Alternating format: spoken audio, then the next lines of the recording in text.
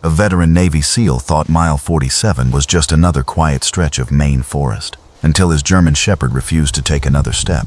Mercer stared into the trees, caught a strange scent on the wind, and led Callum far beyond the trail. Hidden beneath the autumn canopy was a crashed medical transport plane no rescue team had found. Inside, one woman was still alive, one pilot was gone, and a sealed white case was somehow untouched.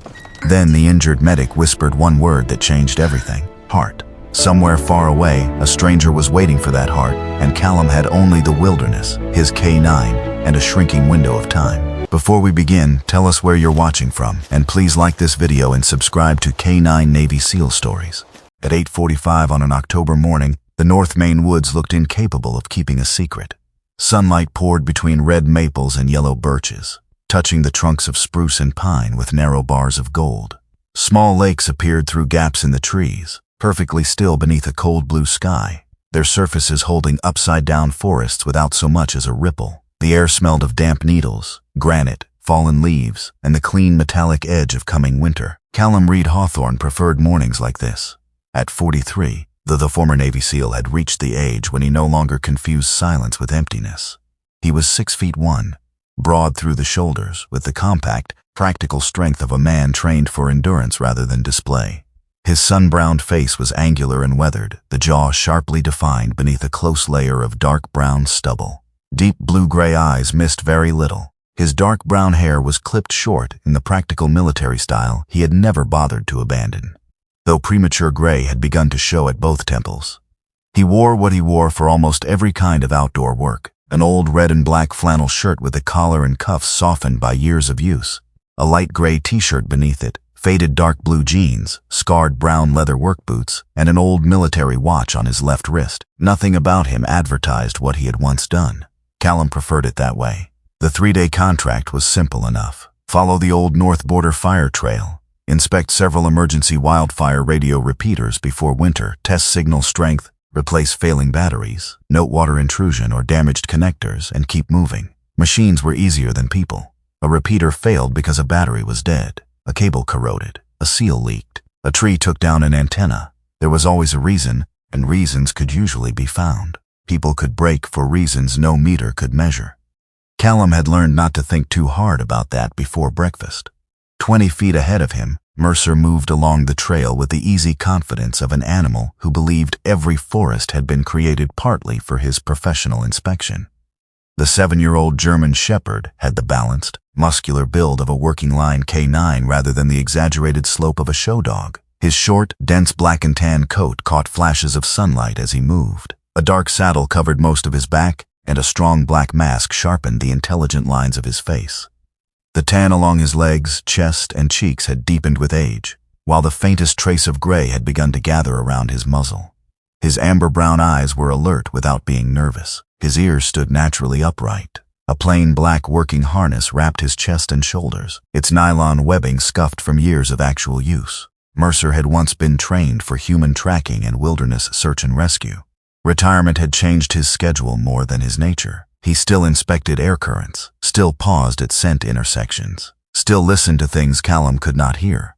And, as Callum had discovered long ago, he remained deeply suspicious of squirrels pretending to be innocent. They reached a stretch where granite pushed through the trail like the spine of the earth. Mercer stepped across the first slab, then the second. On the third, his front left foot landed slightly differently. It was barely a hesitation. Callum saw it. "Hold." Mercer stopped and looked back. Callum crouched beside him. The dog gave him the long-suffering expression of someone whose physician was overreacting to a minor complaint. Yeah, union rules." Callum lifted the front left paw. Mercer allowed it but clearly did not approve. Callum spread the pads with his thumb. No cut, no blood, no swelling, no embedded thorn. He ran a finger carefully along the dark pad. Mercer pulled back slightly. "Sensitive?" The shepherd looked away toward the trees. Callum checked again. Nothing. Probably a sharp piece of gravel. He lowered the paw. 7 years old and already filing complaints. Mercer immediately reclaimed the foot and stepped away. Callum straightened, one knee giving the quiet complaint that apparently came free with being 43. "Don't start. I'm still technically younger than you in dog years." Mercer continued up the trail. Callum followed. The moment disappeared. By 9 o'clock, they reached an old mile marker leaning slightly beneath a white pine. The numbers had once been painted black. Weather had faded them, but they were still readable. Mile 47. Callum lowered his pack. He drank from a metal bottle, then unfolded Mercer's rubber bowl and poured water into it. The German shepherd drank efficiently, lifted his head and sprayed several drops over Callum's boot. Appreciated. Mercer drank again. No wind of consequence moved through the trees. A raven called somewhere far to the north. The leaves of the birches fluttered lightly. Otherwise, the woods were ordinary, bright, cold, beautiful. Callum checked his old military watch, packed the bowl, tightened a shoulder strap, and looked toward the trail. Let's go. He started walking. He made perhaps 20 yards before something bothered him. Not a noise, the absence of one. Callum stopped. Behind him there should have been the quiet rhythm of Mercer's claws against packed earth and stone. There was nothing.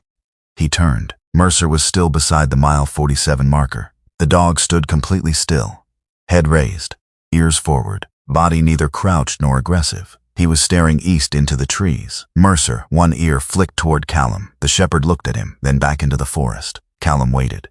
Come. Mercer took 3 steps toward him, stopped, turned around. Now Callum paid attention. This was not how Mercer behaved when he smelled deer. Deer brought forward energy.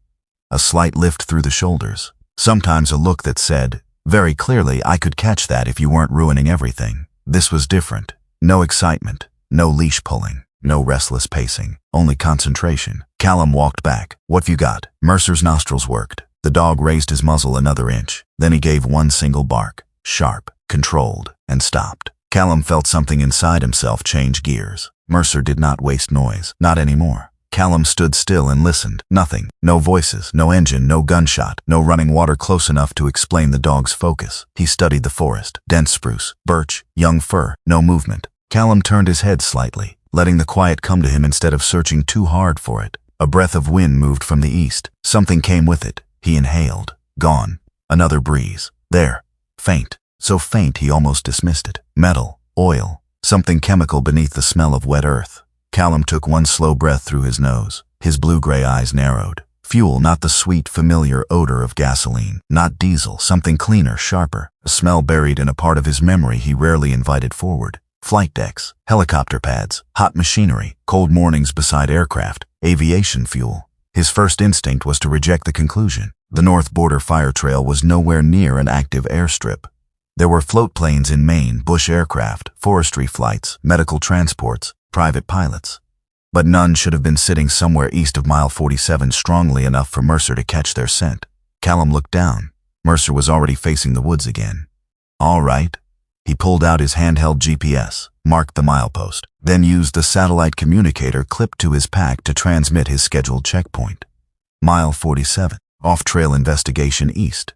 He added the time, 9:04. Callum had spent too many years around wilderness incidents to mistake curiosity for permission to become stupid. He tightened his pack, secured loose gear, checked his small first aid pouch, looked once at the direction of the trail, then at Mercer. Show me. The change in the dog was immediate. Mercer moved into the trees, not fast, working. His nose dipped toward the ground, lifted, tested the air, returned to low scent. Callum followed.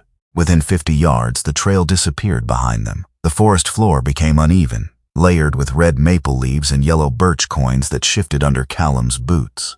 Spruce roots crossed the ground like old rope, patches of moss-covered rocks slick with morning moisture. Mercer angled southeast, stopped, corrected east, continued. Callum watched him more than he watched the GPS. A trained search dog did not move in a straight line, because scent did not move in a straight line. The wind carried it, terrain caught it, cold pockets held it, vegetation broke it apart. Mercer was reading something invisible. Callum was reading Mercer. About 8 minutes in, the dog stopped beneath a spruce. His nose rose. Callum followed his gaze. A broken branch hung almost 15 feet above the ground. He stared at it. The wood at the break was pale and raw. Recent. A large animal could damage a low branch. A falling tree could break another. But this branch had been torn from above. Callum stepped around the trunk. Another spruce 40 feet farther downslope had lost its top. Then another, a line. His attention sharpened. Mercer moved. Callum followed. A minute later, sunlight flashed against something white. He nearly walked past it. A triangular piece of material no larger than his palm was caught in the fork of a young fir. Callum removed his glove and touched it. Lightweight, painted, one edge jagged, composite, not plastic trash from a hiker. He turned it over. A fragment of dark lettering crossed the white surface. too incomplete to read. Callum looked through the trees in the direction Mercer had chosen. The forest suddenly seemed less empty. For one strange second, Mercer refused to move. The German shepherd stood beside a patch of crushed fern, body rigid, eyes fixed downhill. Then his head turned not toward the scent trail ahead, but toward Callum. There was something in the dog's expression Callum knew too well. Not fear. Recognition. Mercer stepped back and pressed one shoulder against Callum's shin. The gesture was small, familiar. It was what the dog did when some change in Callum's breathing or posture told him the present had started slipping. Callum hadn't even realized it was happening, but the smell of aviation fuel had sharpened, and beneath it for the briefest instant memory had supplied hot metal, rotor wash, smoke. A voice on a radio from 11 years ago. Hold position. Callum blinked. The Maine woods returned in full color, yellow leaves, cold sunlight. Mercer's warm weight against his leg. He placed a hand briefly between the dog's ears. I'm here. Mercer stayed for another second, then lifted his head. A new gust moved downhill. The dog turned sharply. Whatever was ahead was no longer just an old smell drifting through the trees. It was close, and Mercer had found the line again. They descended. The evidence became harder to dismiss. A tuft of pale insulation hung from a broken branch. Callum found a length of thin electrical wire caught beneath a log. Several younger trees had been bent in the same direction. One had bark scraped clean from 10 feet above the ground. Something large had come through the canopy. Fast. Callum no longer wondered whether there had been an aircraft. He wondered how long ago it had gone down, and whether anyone had survived. Mercer. Easy. The dog slowed. Callum took out the satellite communicator again. No ordinary cellular signal appeared. He sent another short update. Possible aircraft debris. Continuing east. The device showed message queued, then transmitted. Good. He put it away. The fuel odor grew stronger. Callum began scanning for smoke. None. That was both reassuring and not. No smoke could mean no fire. It could also mean the crash had happened hours earlier. The ground fell away sharply. Mercer stopped at the rim of a shallow wooded depression. Callum came beside him and saw the aircraft. For several seconds he did nothing. A small twin-engine plane lay canted between the spruce below, as if the forest had caught it in both hands and failed to do so gently. Its nose had struck the earth at an angle.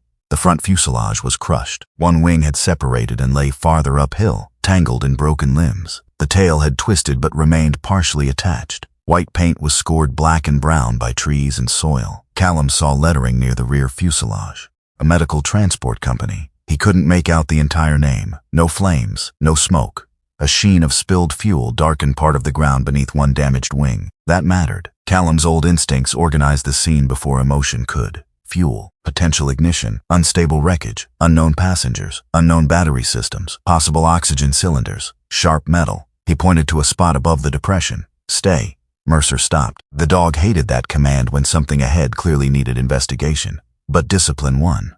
Callum descended alone. He approached from the side, away from the strongest fuel smell. His boots found stable ground. The red and black flannel at his shoulders caught on a branch, and he pulled free without looking. The aircraft made small ticking sounds as metal cooled or settled. Anybody hear me? No answer. He moved closer. Call out if you can hear me. Nothing. Callum reached the cockpit.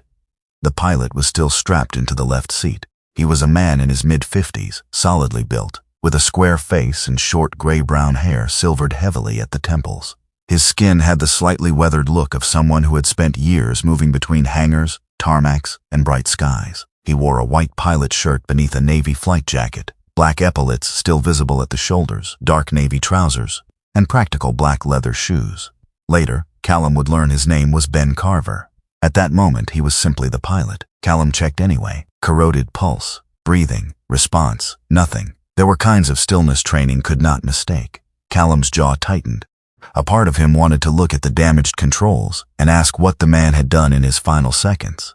What decision had put the aircraft into this depression instead of the granite ridge barely visible through the trees? That question belonged to later, if there was a later. Callum turned toward the cabin. A sound stopped him. Not a word, a breath, wet and strained, alive. He moved.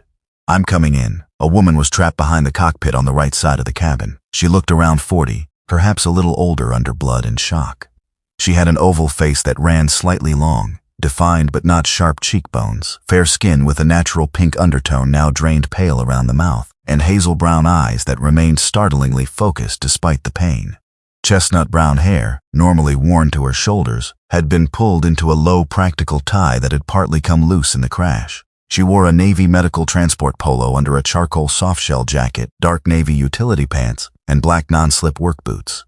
An identification badge hung crooked against her chest. Blood ran from a cut near her hairline. Her right shoulder sat stiffly. Her left leg was trapped between the deformed seat frame and a buckled section of cabin wall. But she was conscious. That made her Callum's priority. "I'm Callum. Can you tell me your name?" "Dana." Her voice was thin. "Dana Avery." "Dana, I'm going to check you before I move anything." "Don't move the seat." "Good." Awake enough to understand her own danger, Callum crouched as far as the wreckage allowed. Dana Avery was 41, a medical transport specialist accustomed to emergencies from the organized side of them. Paperwork, timing, chain of custody, communication. Even injured, she had the controlled, practical manner of a person who disliked wasting panic on things panic could not fix. Callum liked that immediately. What hurts worst? Leg, shoulder, neck, head? Obviously. Despite everything, there was the faintest dryness in the answer. Callum looked at her. Good, sarcasm's intact. Premium feature. That was enough conversation. He checked her airway and breathing. No obvious severe respiratory distress. Pulse fast, skin cool. The forehead cut looked dramatic but manageable. The trapped leg worried him more. He could not see enough to rule out a fracture, vascular injury, or what the crushed structure might do if he shifted it. He did not try. "I'm not pulling you out." Wasn't planning to argue. Callum opened his medical pouch. He applied pressure and dressing to the forehead wound, checked what circulation he could assess below the trapped area, and moved carefully around the twisted cabin. His old military watch clicked past 9:30. He hated clocks during emergencies. A clock never helped.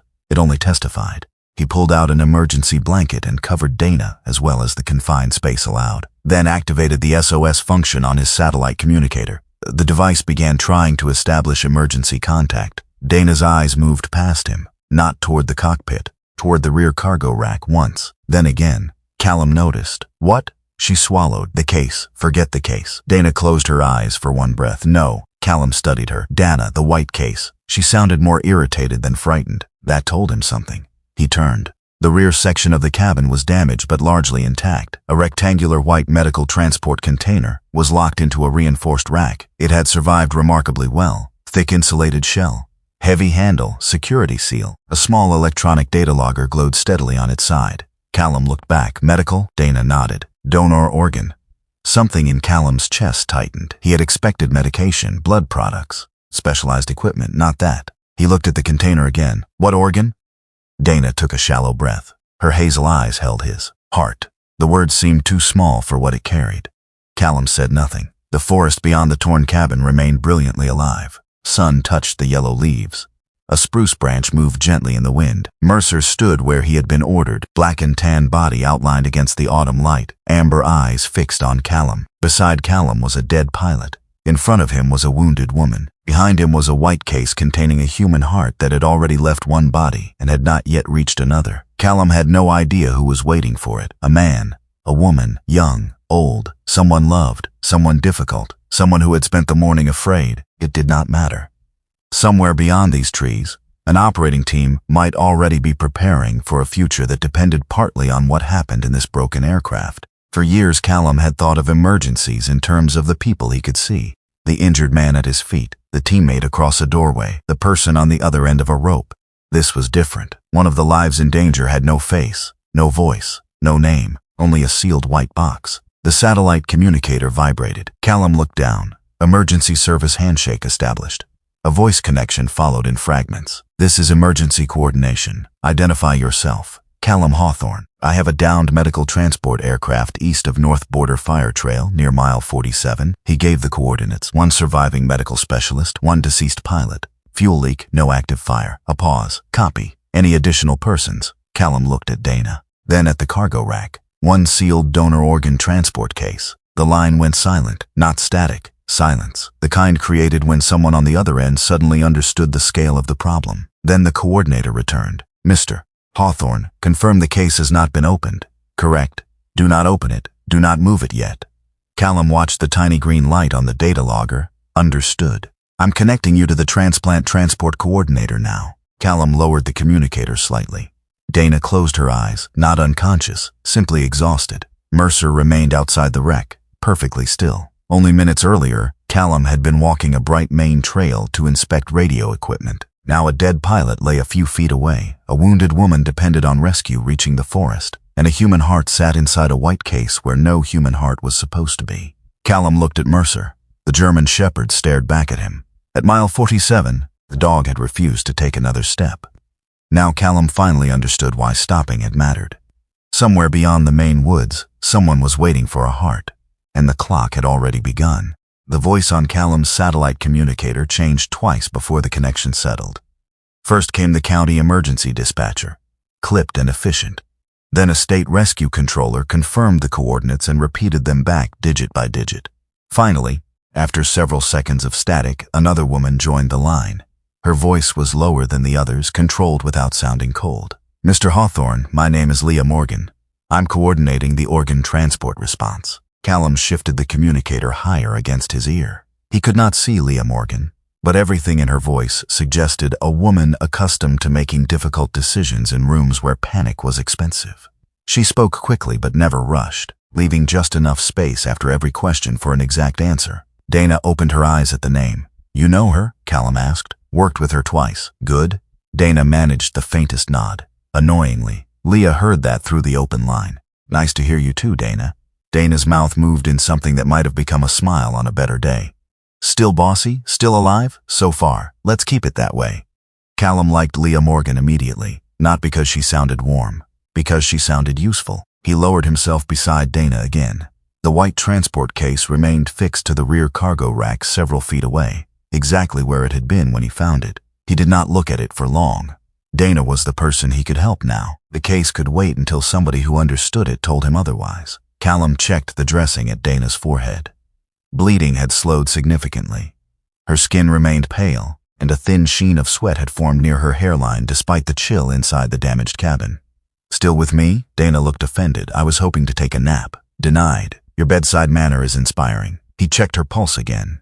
Fast, not unexpectedly so. Her trapped left leg remained the larger concern.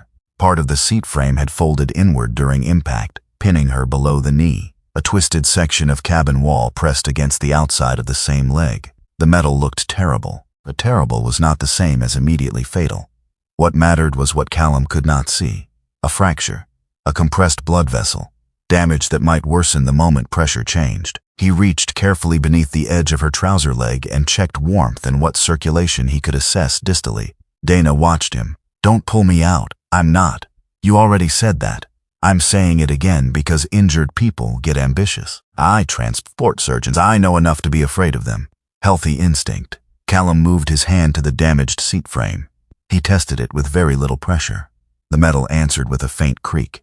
He stopped immediately. The wreckage was acting almost like a brace. Moving one part might shift another. He had no hydraulic tools, no cribbing equipment, no second pair of hands. Trying to free her would be less rescue than gambling. He hated gambling with people. "Dana stays where she is," he said into the communicator. Leah answered at once. "Agreed. Ground rescue is moving." "How long?" Another voice briefly joined the line, a male rescue controller with the rough nasal tone of somebody speaking through a headset. "Best estimate from their current access point is a little over 2 hours to the outer trail system, then approach on foot. Terrain could push that longer." Callum glanced through the fractured fuselage toward the trees. "Helicopter?" "Being evaluated." He looked up through the canopy. Dense spruce branches overlapped almost completely above the depression. "No landing zone here. We know. Hoist? Maybe. Cloud is moving in from the west and the slope limits approach options.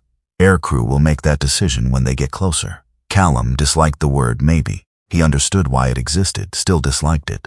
"Ground team is the guarantee. The closest thing we have to one." That answer, too, he respected. Callum turned toward Dana. "You're getting company. How romantic. In a few hours, that's less romantic." He adjusted the emergency blanket higher around her chest. Outside the wreck, Mercer remained visible through the damaged cabin opening. The 7-year-old German shepherd had settled into a disciplined down position where Callum had left him. His black and tan body looked almost bronze where sunlight reached through the birches. His ears tracked every voice coming from the aircraft. His amber-brown eyes never stopped returning to Callum. Mercer did not like being excluded from a problem. He tolerated it because Callum had asked.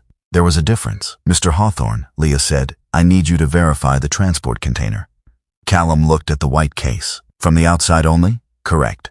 Do not open anything. Wasn't planning to. He climbed carefully toward the cargo rack. The medical case was built to survive movement. Thick insulated walls, reinforced edges, heavy latches protected by a tamper-evident seal. A small electronic logger sat recessed into one side. Its display remained lit. Callum crouched beside it. Ready. Leah began asking questions, not dramatic questions. Numbers, the case identification, seal number, status display, any visible damage, position of the container after impact. Callum read each piece carefully. Dana supplied part of the manifest information from memory when Leah asked. Her voice weakened after several answers. Callum turned. Save your breath. Dana ignored him. Procurement departure was on schedule. Leah responded, copy. Dana added a time. Leah repeated it. Callum listened. For the first time, the word heart started becoming a system rather than an image. There were people connected to this object. Teams before the flight. Teams waiting after it. Paperwork. Verification. Timing. Temperature. A chain built carefully enough that a person could receive something that had belonged to another body only hours earlier. Then an aircraft had fallen out of the sky and broken the chain in the middle. Now Callum and Mercer had stepped into the gap. Logger temperature? Leah asked. Callum read it. A pause followed. Then Leah said, still within expected transport parameters, based on the information we have. Callum let out a breath he had not realized he was holding. How much time? Leah did not answer immediately. That made him look at the communicator. Finally she said, I'm not going to give you a movie countdown, Mr. Hawthorne. Good. Different organs, donor factors, recipient factors, total ischemic time, handling conditions. All of that matters. What I can tell you is that the crash has already cost us time we did not intend to lose. Callum looked at the logger. And every minute from here matters. Yes, that was enough. No ticking red numbers, no impossible promise. Just a narrowing margin. Callum preferred difficult truths to useful lies. Leah continued. We're working on a transfer point now. Do not move the case yet. Understood. He returned to Dana. Her eyes were closed. Dana. They opened immediately. Still awake. Good. Callum held his water bottle near her. Small sip. She drank a little. No more. You're very controlling. Been told. By women? Mostly dogs. That earned an actual breath of laughter. And then Dana winced because laughing moved her shoulder. Callum regretted the joke immediately. Sorry. Worth it. He rested the bottle within reach, but not where it could roll under the wreckage. The satellite line remained open in the background.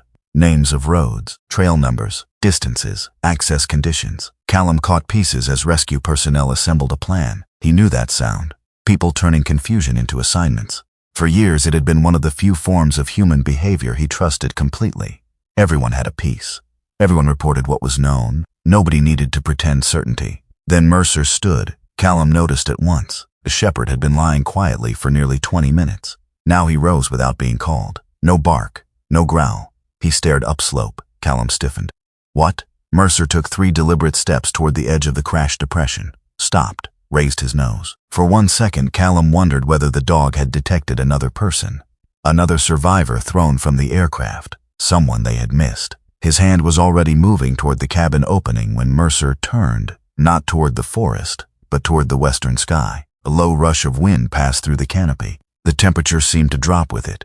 The birch leaves trembled. Above them, the clean blue that had filled the morning was beginning to dull at one edge. Cloud. Not much yet, but coming. Mercer looked back at Callum. The dog did not know what weather meant for aircraft. He did not know rescue planning. He only knew the air had changed. Callum stepped outside long enough to see the western horizon through a break between spruce tops. A gray bank was slowly pushing over the brighter sky. Nothing violent, nothing supernatural, just weather arriving earlier than anyone would have preferred. Yet something about Mercer noticing it before Callum did tightened the moment. The dog had found the crash because he had paid attention to what did not belong. Now he was reminding Callum that the forest was still changing around them.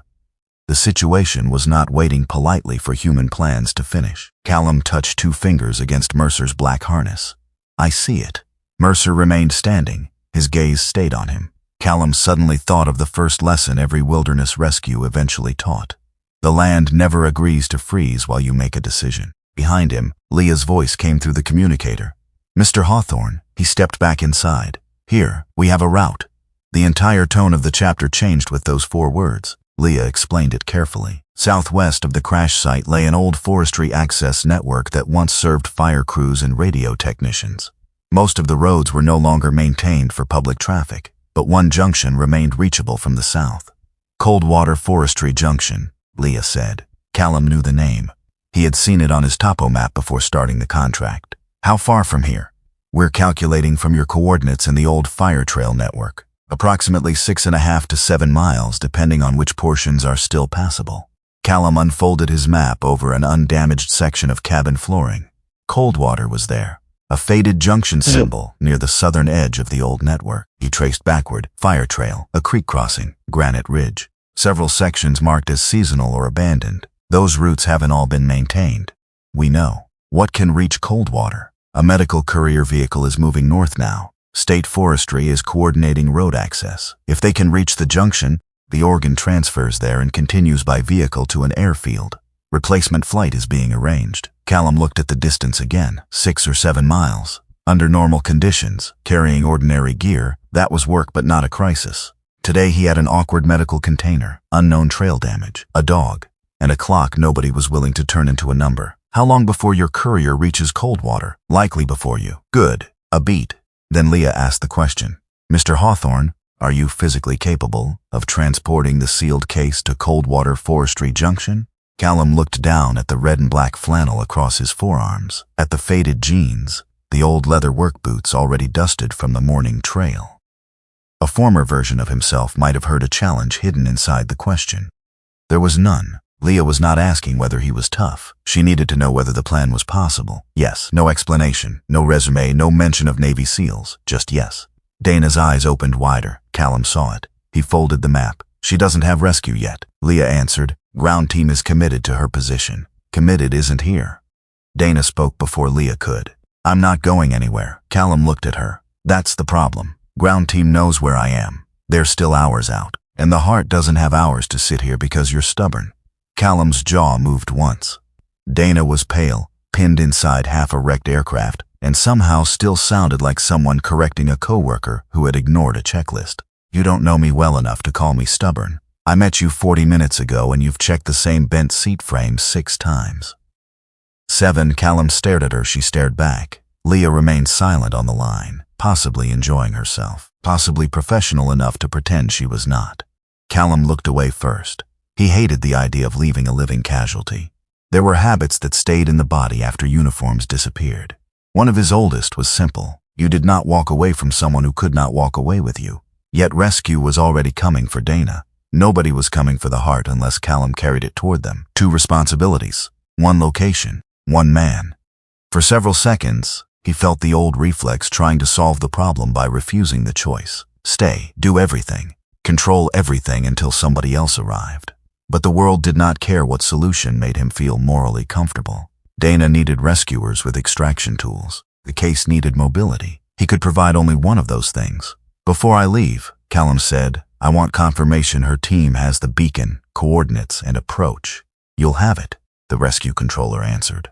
Callum began preparing Dana systematically. He moved the water where she could reach it without shifting her trapped leg. Placed additional first aid supplies beside her uninjured hand. Checked the emergency blanket again. Positioned the satellite beacon where it had the clearest possible connection. He located the aircraft's portable emergency radio and confirmed Dana could reach it. Outside, he tied a bright marker strip high enough to be visible through the trees. He placed a smoke signal near the opening, but far from spilled fuel, ready for use only if instructed. He marked a safer approach path for ground rescue with high visibility tape from his own field kit. Then he gave Dana the estimated rescue timeline without softening it. They're coming on foot. It could be a while. I gathered that. If you feel faint, breathing changes, numbness increases, or the leg gets colder, tell them over the radio. Yes, Dad. Callum almost smiled. Do I look old enough to be your father? Dana looked at the silver at his temples. Undercurrent lighting? He shook his head. Mercer watched from outside. Dana's expression softened when she saw the dog. He really found us? Callum glanced over. Yes, what made him stop? Something smelled wrong. Dana looked past Mercer toward the forest. If he hadn't, she did not finish. Callum did not let her. He did. 2 words. Present tense mattered more than alternate endings. Leah returned to the case.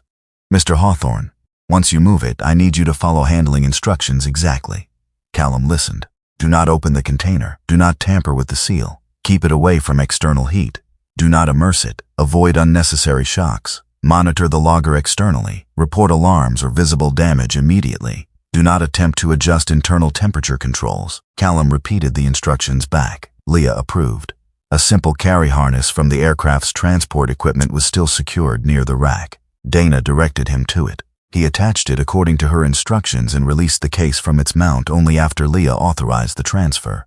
The weight surprised him by being less than the importance suggested. The problem was shape. Rigid, awkward, unforgiving. A case did not move with the body the way a pack did. Callum adjusted the strap across his torso and tested how the container sat against his side. After 6 miles, every badly placed inch would become a complaint.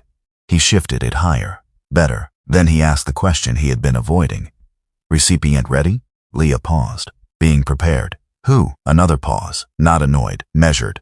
That isn't information you need for this transport. Callum looked toward the case. A few years earlier, he might have pushed. He did not. Understood. And strangely, he meant it. He did not need a photograph. He did not need to know whether the person waiting was young or old, kind or difficult, rich or poor. He did not need children in the story to make the life important. A stranger was enough. Maybe that was the cleanest form of responsibility there was. Do the right thing before you know whether the person receiving it deserves anything from you. Callum tightened the carry harness one final time. Mercer walked carefully into the edge of the cabin opening. Easy. The shepherd stopped. Dana extended her uninjured hand. Mercer sniffed her fingers. His posture softened. She touched the top of his head lightly. Your dog found us? Yes, that's going to make him unbearable. He was already difficult. Mercer looked up at Callum as if documenting the insult for later review. Dana smiled. For the first time since Callum had found her, the expression looked almost natural. Then it faded. Callum. He looked at her. Don't run yourself into the ground. I know how to move. Dana studied his face. Not the body, not the case, his face. Her hazel brown eyes narrowed slightly, as though she had recognized something in him that Callum had not volunteered. That isn't what I said. Callum held her gaze for a second. There was no accusation in hers, no pity either, only observation. He did not ask what she thought she had seen. Maybe because some part of him already knew. He checked the satellite communicator, checked the GPS, checked Mercer's harness, then looked once more at Dana. Your team has you. She nodded. And you have theirs. Callum glanced down at the sealed case. Looks that way.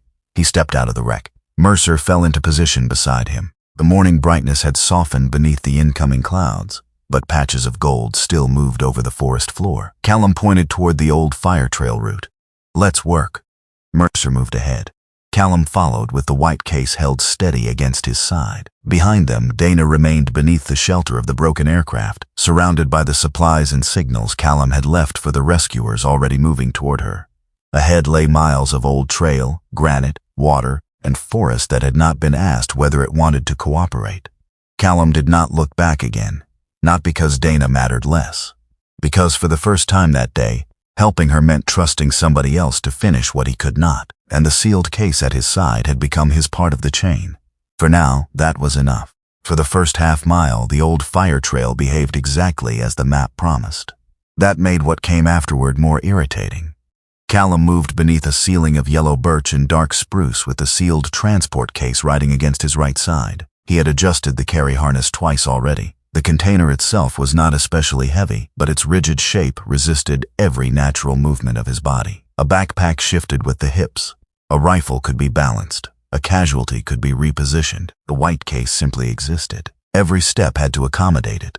Mercer worked 15 or 20 feet ahead, black harness moving between flashes of autumn light. The 7-year-old German shepherd no longer searched for a specific scent. Now his role had changed into something less formal, and in some ways more useful. He watched the ground. He listened. He tested the wind. Sometimes he stopped for no reason Callum could immediately understand, then moved again when satisfied. Callum navigated differently. He had a topographic map folded into a waterproof sleeve, a compass clipped to his chest strap, a handheld GPS, elevation readings, and nearly 2 decades of experience looking at terrain and deciding whether the marks on paper still had anything to do with the real world. Usually, that was enough. The North Border Fire Trail had apparently taken the existence of Callum's map as a personal insult. The first section narrowed. Then ferns appeared between the wheel ruts. Then young alder grew in the center. Another 100 yards and saplings were standing where trucks had once driven. The forest had not destroyed the old road dramatically. It had simply reclaimed it one season at a time. Callum brushed through waist-high fern. A rotten wooden marker leaned against a maple. The number on it had disappeared completely. He checked the GPS, still en route. He looked at his watch, slower than planned. Not disastrous, yet. Could have mentioned the road was imaginary, he muttered. Mercer glanced back. Not you, the dog continued. Callum's boots pushed through wet leaves. The woods were quieter than they had been near mile 47. The morning breeze had weakened again, and the cloud bank farther west had taken some brightness from the sky without turning the day dark. There was still color everywhere, red maple leaves, gold birch, green spruce. But sunlight now arrived in softer pieces. Callum preferred direct problems. Broken antenna, dead battery, aircraft in the trees. A road slowly disappearing beneath 20 years of vegetation was the sort of problem that negotiated. It did not say no, it said maybe cost time. After another quarter mile, the road separated. Callum stopped. To the right, the main track continued downhill, broader but badly overgrown. To the left, a much fainter logging spur disappeared behind alder and young fir. He unfolded the map. The route to Coldwater followed the right-hand track. No ambiguity. The contour lines matched. The GPS position matched. Callum checked the compass. South-southwest. Right. Mercer had stopped near the center of the fork. His ears rotated toward the left. Callum looked at him. The shepherd took 2 steps toward the abandoned spur. Wrong way. Mercer remained there. Callum checked the map again. Nothing. The logging spur was not marked. Right. Mercer looked left. Mercer. The dog's head turned toward Callum, heel. Mercer hesitated, only for a second. Then training overruled opinion, and he returned to Callum's side. They took the right-hand road. For the first 5 minutes, Callum felt vindicated. The old trail widened slightly. A faded blaze appeared on a spruce. The grade matched the contour. He increased pace. Mercer moved beside him rather than ahead. That should have bothered Callum sooner. 10 minutes later, the sound of water became noticeable. Not a creek trickling over stone. Something larger. Callum slowed. The road descended toward it. Mercer's ears had already gone forward. Another 50 yards. Then the forest opened. The trail ended. Not gradually. Completely. A section perhaps 40 feet long had collapsed into a ravine. The old roadbed simply vanished at Callum's boots, cut away by years of water and spring runoff. Below, a creek pushed brown-white through broken granite and fallen trunks. One side of the ravine showed exposed soil and roots, where another portion might eventually follow. Callum stopped 3 feet from the edge. Well, Mercer sat down. Callum looked at the ravine, then at the map, then at Mercer. The dog's expression was neutral. That made it worse. Don't. Mercer tilted his head. Not one word. The German shepherd blinked. Callum crouched near the edge without shifting the case. Could he cross? Technically, almost anything could be crossed if a man was willing to be sufficiently stupid. There was a fallen spruce angled across part of the ravine, but the trunk was wet, narrow, and 30 feet above moving water. Without the case, he might have considered it. With the case, no. He walked several yards upstream. Worse. Downstream, the ravine widened. Callum returned to the brake. There was no useful crossing here. The map was wrong. Or, more accurately, the map had once been right. The forest had simply continued living after the surveyor went home. Callum checked his watch. Then the GPS. The time loss came into focus immediately. 15 minutes down this branch. Probably another 15 back. Then an alternate route he had not planned to use. 30 minutes could disappear because a stream had chosen a different shape. Callum felt the first real bite of impatience. Not panic. He knew panic. This was smaller, more disciplined. A pressure behind the sternum that whispered numbers, distance, pace, minutes. He turned around, back. Mercer stood. They retraced the trail. Callum walked faster than before. Not running, but faster. Branches slapped against the white case until he began angling his body to shield it. Mercer kept his own pace. That irritated Callum for no good reason. Then the dog stopped. Callum went 2 steps before noticing. What? Mercer was staring at the forest floor beside the road. A shallow line crossed beneath the leaves. Not a trail, not exactly. The shepherd walked to it, sniffed, then raised his head toward the left. Callum looked past him. Through the alder, a faint opening ran parallel to the ravine, the logging spur. They were close to the original fork again. Callum checked his breathing. He was moving too fast for no reason except frustration. He slowed. When they reached the fork, he did something he had not done the first time. Nothing. He stood still. No GPS, no map, no command. Just listened. The right-hand road carried the steady roar of water. Now that he knew it was there, the sound was obvious. On the left, the forest was quieter. Mercer walked several yards along the faint spur, stopped, looked back. Callum unfolded the map. The spur was absent, but the contours were not. If the old logging track held roughly west before turning south, It could skirt the head of the ravine and reconnect with the Coldwater route farther below. Could, not would. Callum traced the elevation with one finger. It made sense. He folded the map. Okay. Mercer's ears lifted. You win. The dog walked away. Enjoy it while it lasts. They entered the logging spur. 20 minutes later, Callum began to suspect Mercer was intentionally preserving the victory by refusing to look back.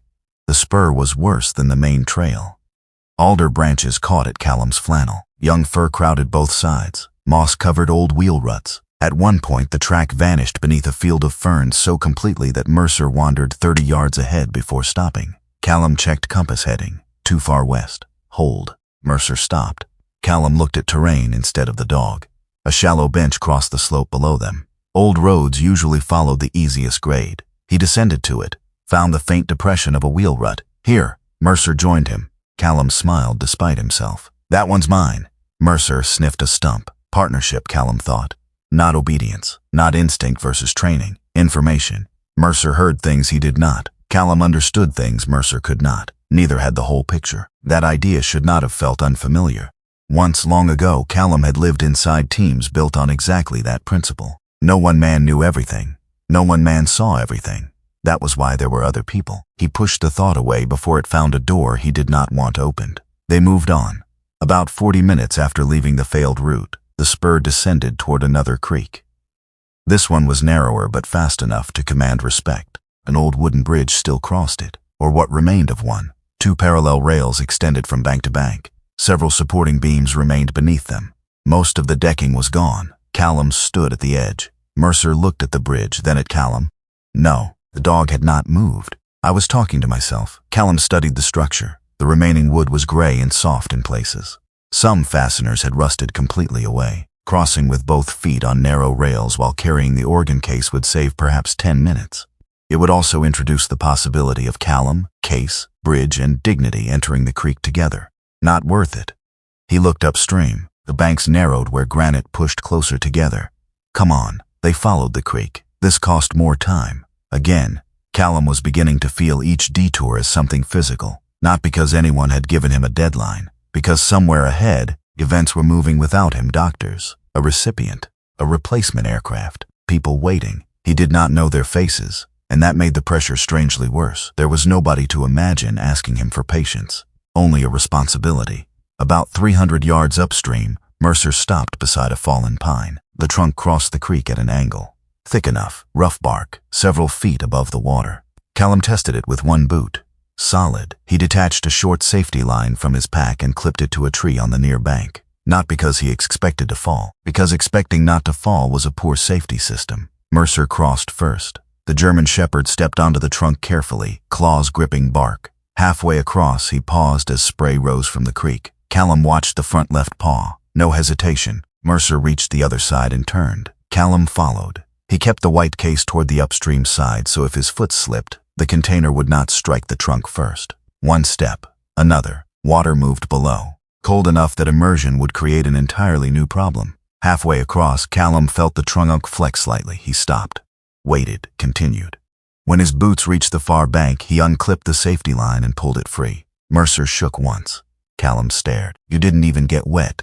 The dog sneezed. Very moving, they climbed away from the creek. The old spur reappeared after several minutes. Callum checked the GPS. They had successfully bypassed the ravine. Coldwater was still ahead, but the distance remaining had not changed nearly as much as the time. He walked another 100 yards. Then the case beeped. One short electronic tone. Callum stopped so fast, Mercer turned around. The sound did not repeat. Callum looked at the data logger. Display still active. No obvious red warning. His pulse increased anyway. He lowered the case carefully onto a flat patch of ground. Did not open it. Did not touch the seal. He pulled out the satellite communicator and typed a message to Leah Morgan. Logger audible beep. Case exterior intact. Seal intact. Display active. Advise. Sent.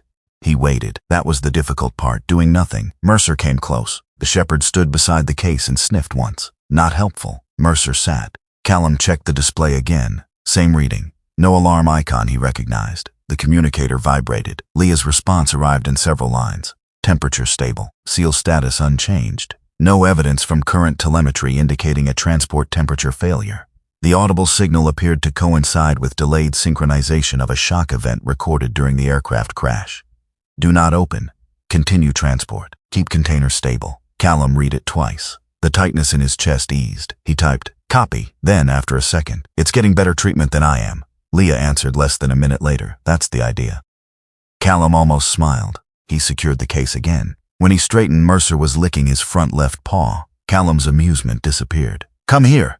Mercer stopped licking but did not come. "That's suspicious." The dog looked away. "Mercer." He obeyed. Callum crouched and lifted the paw. This time there was something. A small abrasion on the pad. Superficial. No deep tear, no heavy bleeding. Probably accumulated from granite, rough bark, and miles of uneven trail. Still, it existed. Callum removed a small bottle of clean water, rinsed the pad, checked carefully between the toes.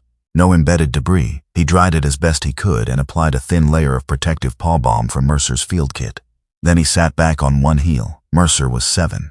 Callum knew that, had known it yesterday. The number had simply meant less before. 7 was still strong, still working age for some dogs depending on history and health. But it was not 3, not 4, not the age when Mercer seemed to consider fatigue a rumor circulated by weaker animals. The faint gray at the shepherd's muzzle suddenly looked more visible. Callum ran his thumb once along the dog's cheek. Mercer immediately tried to stand. "Wait." The dog sighed. "You're injured enough for a 5-minute break." Mercer lay down with theatrical suffering. Callum sat on a fallen log. The white case rested beside his boot. For several minutes, neither moved. Leaves dropped occasionally from the birches. The creek murmured behind them. No mysterious signals, no danger, just rest. That should have felt good. Instead, Callum checked his watch twice, then forced himself not to check it a third time. Mercer suddenly raised his head, not sharply, slowly, his ears angled toward a small opening in the trees ahead. Callum followed the dog's gaze. Nothing moved there, only sunlight. A narrow shaft had broken through the clouds and fallen across the forest floor, illuminating hundreds of yellow leaves. Mercer stood. For one moment, Callum thought he had caught another scent. Instead, the shepherd walked into the patch of light and stopped beside an ancient red maple whose trunk had split decades earlier. At the base of the tree was a metal blaze plate, almost completely covered by bark. Callum stepped closer. The aluminum marker was old, stamped with a forestry route number. He brushed moss from it. The number corresponded to a service route shown farther south on his map. That meant the abandoned spur had not been random. Once, it had been part of an older network that predated the map Callum carried. The forest had hidden the evidence, but not erased it. He stared at the little plate, a useless object in almost every ordinary sense. Yet it proved something that unsettled him. The map had not lied. It had simply been incomplete. Somebody before him had known another way through. Someone had marked it. Then years passed. Roads changed, bridges failed. People stopped coming. The route remained beneath everything. Mercer sniffed the marker and looked at Callum. Callum felt an unexpected pressure behind his ribs. Not grief, not even memory exactly, something quieter. For years he had treated information as a binary thing, known or unknown, right or wrong, safe or unsafe. But the forest kept offering a third category, things that were true even when he could no longer see them. A route beneath ferns, a road hidden by trees, a signal beyond hearing. Maybe people carried things like that too. Paths buried beneath years, not gone, just difficult to find. Callum looked at Mercer. That was almost philosophical. The shepherd stared. "Let's never do it again." Mercer turned back toward the trail. The moment passed, but something about it stayed. They continued south. The route became easier for nearly a mile. Not good, easier. Enough that Callum could establish a steady rhythm. His body adjusted to the case. Left foot, right, breathe. Watch terrain, check Mercer, repeat. He began calculating. They had lost time at the washout, more at the creek. 5 minutes for Mercer's paw. He had been conservative with several crossings. Nothing he regretted. Still, the sum existed. Callum checked the GPS distance, then the watch. Make it up. The thought came quietly, not an order. A suggestion. Walk faster where terrain allows. Recover 10 minutes, then 10 more. Nothing reckless. Reasonable. That was how old habits often arrived. Not screaming. Sounding reasonable. Callum lengthened his stride. Mercer kept pace. The dog no longer limped. Good. Callum moved faster. A low ridge appeared ahead. Not granite ridge yet, but high enough to improve satellite line of sight. Callum decided to use the top for a status check. The climb was short. At the crest, wind moved more freely through the trees. His communicator showed improved connection. He sent position and progress. Several seconds later, Leah requested voice. Callum accepted. Her voice arrived clearer than before. "Hawthorne, here, we have your position." Callum looked south through the trees. "How's the transfer?" "Cucarays is still moving toward Coldwater. Replacement air transport is being coordinated. And the recipient? There was a pause. The surgical team has begun recipient preparation. Callum said nothing. The forest seemed to go very still around him. Leah continued. If transport slips too far outside the usable window, the team may have to stand down. That decision will belong to the physicians based on the full clinical picture. Callum stared at granite ridge rising beyond the next band of forest. Gray rock between red and gold leaves, higher, steeper, the first truly difficult terrain still ahead. How far outside? I can't give you a clean number. I know, and I don't want you inventing one. That almost sounded personal. Callum's jaw tightened. We're moving. I know. A beat. Then Leah added, move well. The line ended. Callum lowered the communicator. Mercer stood several yards ahead, looking back at him. The dog had no understanding of operating rooms, no concept of transplant viability, no idea what stood at the other end of the sealed case. Callum knew enough. Too much, perhaps. Somewhere, a surgical team had begun preparing a person who might never know his name. They had started because they believed the heart was coming, believed the chain would hold. Callum looked at his watch, then at Granite Ridge. The old pressure sharpened. A sentence formed before he could stop it. Then we don't slip. Mercer's ears moved. Callum adjusted the carry harness. The dog turned toward the trail. Callum stepped after him, faster than before. Not running. Not yet, but the measured rhythm he had held since the creek was gone. The case rode tighter against his side. His boots struck the trail with more force. Ahead, Granite Ridge waited beneath the changing October sky. And for the first time since leaving the aircraft, Callum was no longer thinking only about getting there safely. He was thinking about making up time. Granite Ridge did not rise dramatically from the forest. It accumulated. The soft earth hardened beneath Callum's boots. Birch gave way to more spruce. Roots appeared like black cables between slabs of gray stone. The trail narrowed, tilted upward, vanished around shelves of granite, then reappeared 20 yards later as though someone had drawn it with an unsteady hand. By noon, the easy rhythm of the lower forest was gone. Callum's right shoulder had begun to ache where the transport harness crossed it. Not injury. Pressure. The sealed white case remained stable against his side, but every upward step made its rigid weight pull differently against his torso. He had adjusted the strap twice and finally stopped trying. There was no comfortable position anymore, only positions that hurt in different places. His old red and black flannel was damp between the shoulder blades. The light gray t-shirt beneath clung to his chest. Dust had settled along the thighs of his faded jeans, and his brown leather work boots were dark with moisture around the soles. He checked Mercer. The German Shepherd was still moving well. But not effortlessly. The 7-year-old K9 climbed with his head lower than it had been that morning. His tongue appeared more often between his teeth. The black and tan coat along his ribs moved visibly with each breath. The black working harness rode securely across his shoulders. The bandaged front left paw touched the ground carefully. Not limping, not yet. Callum knew the difference.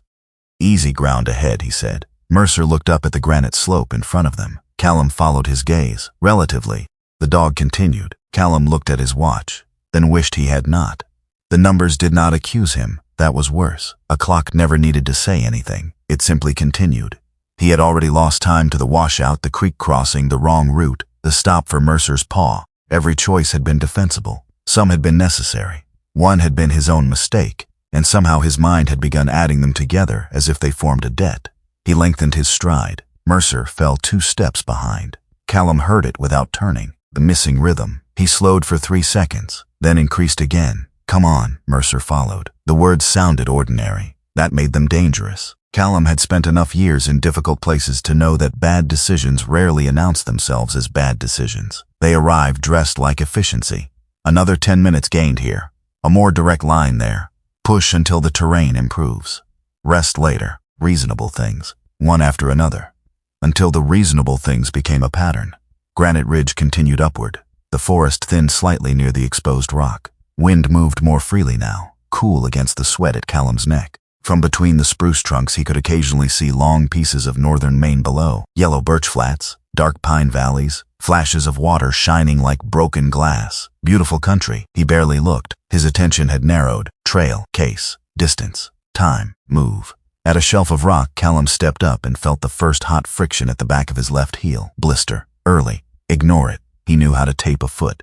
He also knew stopping would cost several minutes. Later, Mercer slowed near a root tangle. Callum turned. The dog had paused to sniff his own bandaged paw. Leave it. Mercer looked at him, then continued. Callum immediately hated the sharpness in his voice. He softened it. Good. The dog did not seem offended. Dogs were inconvenient that way. They did not preserve your worst tone for later arguments. They simply responded to what you did next.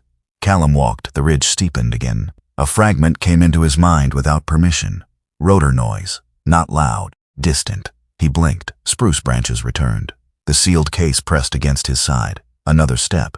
A blackened piece of aircraft skin under a different sky. Gone. Callum increased pace. His breathing deepened. Mercer followed. The old memory did not arrive as a full scene. It rarely did anymore. That would almost have been easier. Full memories had edges. They began somewhere, ended somewhere. What Callum carried now were fragments. Hot metal. A radio voice. Smoke moving sideways. Eli Brennan laughing earlier that same morning. Eli had been 31 when he died. A broad-shouldered American operator only a little shorter than Callum. With a slightly square face, sun-brown skin, close-cut light brown hair, steady brown eyes, and a smile that appeared most often when circumstances did not deserve one. In uniform, Eli had looked like what he was, capable, trained, reliable, but his humor made him seem less severe than the men around him. He had been the one who could make a terrible morning sound temporary. One sentence, one stupid joke, then work. Callum had trusted him with the quiet kind of trust men rarely explained. That was why 11 years later, the sound that returned most clearly was not the crash. It was a radio voice saying, "Hold." Callum's boot struck granite. The present wavered. Another voice, "Hold position." Then smoke. Then the unbearable knowledge that someone was still there. Callum breathed through his nose. Maine, Granite Ridge, October, Mercer, the case. He kept moving faster, as if pace itself could silence memory. It did not. The satellite communicator vibrated against Callum's pack. Once, then again. He stopped immediately. Not because he wanted the rest. Because emergency messages mattered. Mercer stopped beside him and lowered his head, breathing steadily. Callum pulled out the communicator. A short text occupied the screen. "Groundsar has reached Donna. Alive." Callum read it once, then again. For several seconds, Granite Ridge seemed to release its grip on his chest. Dana was no longer alone inside the broken aircraft. Someone else had reached her. Someone with extraction tools. A team. The responsibility he had left behind had not been dropped. Callum closed his eyes for one breath. Good. One person safe. Or safer. Not finished, but held. That should have been enough to make him slow down. Instead, something inside him rearranged the information into a different sentence. Dana is covered. Which became, now there is only the recipient. Which became, finish it. Mercer looked up. Callum put the communicator away. Dana's got a team. The shepherd's ears lifted at the familiar name. Callum adjusted the harness. Come on. He began climbing again, faster than before. That was the twist he did not recognize in himself. Relief had not loosened him. It had removed an excuse to be careful. One obligation had disappeared from his hands, so he poured everything into the one that remained. The mistake felt almost noble. That made it harder to see. The trail reached a granite shoulder where two routes became visible. The main path curved left around the slope, longer, gentler, still rough but stable. The alternate line was not really a trail at all. It cut diagonally across a field of loose talus beneath the granite face and rejoined the route lower down. Callum stopped. He knew slopes like this. Broken rock sitting on broken rock. Some pieces stable for 50 years. Some waiting for one boot. The main trail would cost time. How much? 10 minutes. 15, maybe less. Callum checked the contour, looked at the diagonal. Mercer stood behind him. The shepherd's ears were forward, but his body stayed neutral. He did not refuse. He did not warn. This decision belonged entirely to Callum. He examined the talus. Possible. He had crossed worse terrain, without a rigid medical case, without a 7-year-old dog with a tender paw. That thought surfaced. Callum pushed it down. He stepped onto the diagonal line. Come. Mercer hesitated. A single beat, then followed. The first 20 feet held. Callum moved sideways, keeping his uphill foot planted before transferring weight. The case stayed against his right side.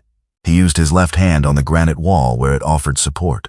Mercer followed behind, placing each paw carefully. Callum gained confidence. The shortcut was working. Another 10 feet. A stone rolled under his boot. Small, harmless. He corrected. Kept going. The loose slope rattled softly below them. Callum did not look down. 5 more yards. Then his right foot landed on a flat slab that looked buried. It was not. The slab shifted. Callum's entire lower body dropped 6 inches. His boot slid. The granite wall struck his left shoulder. Pain flashed through the joint.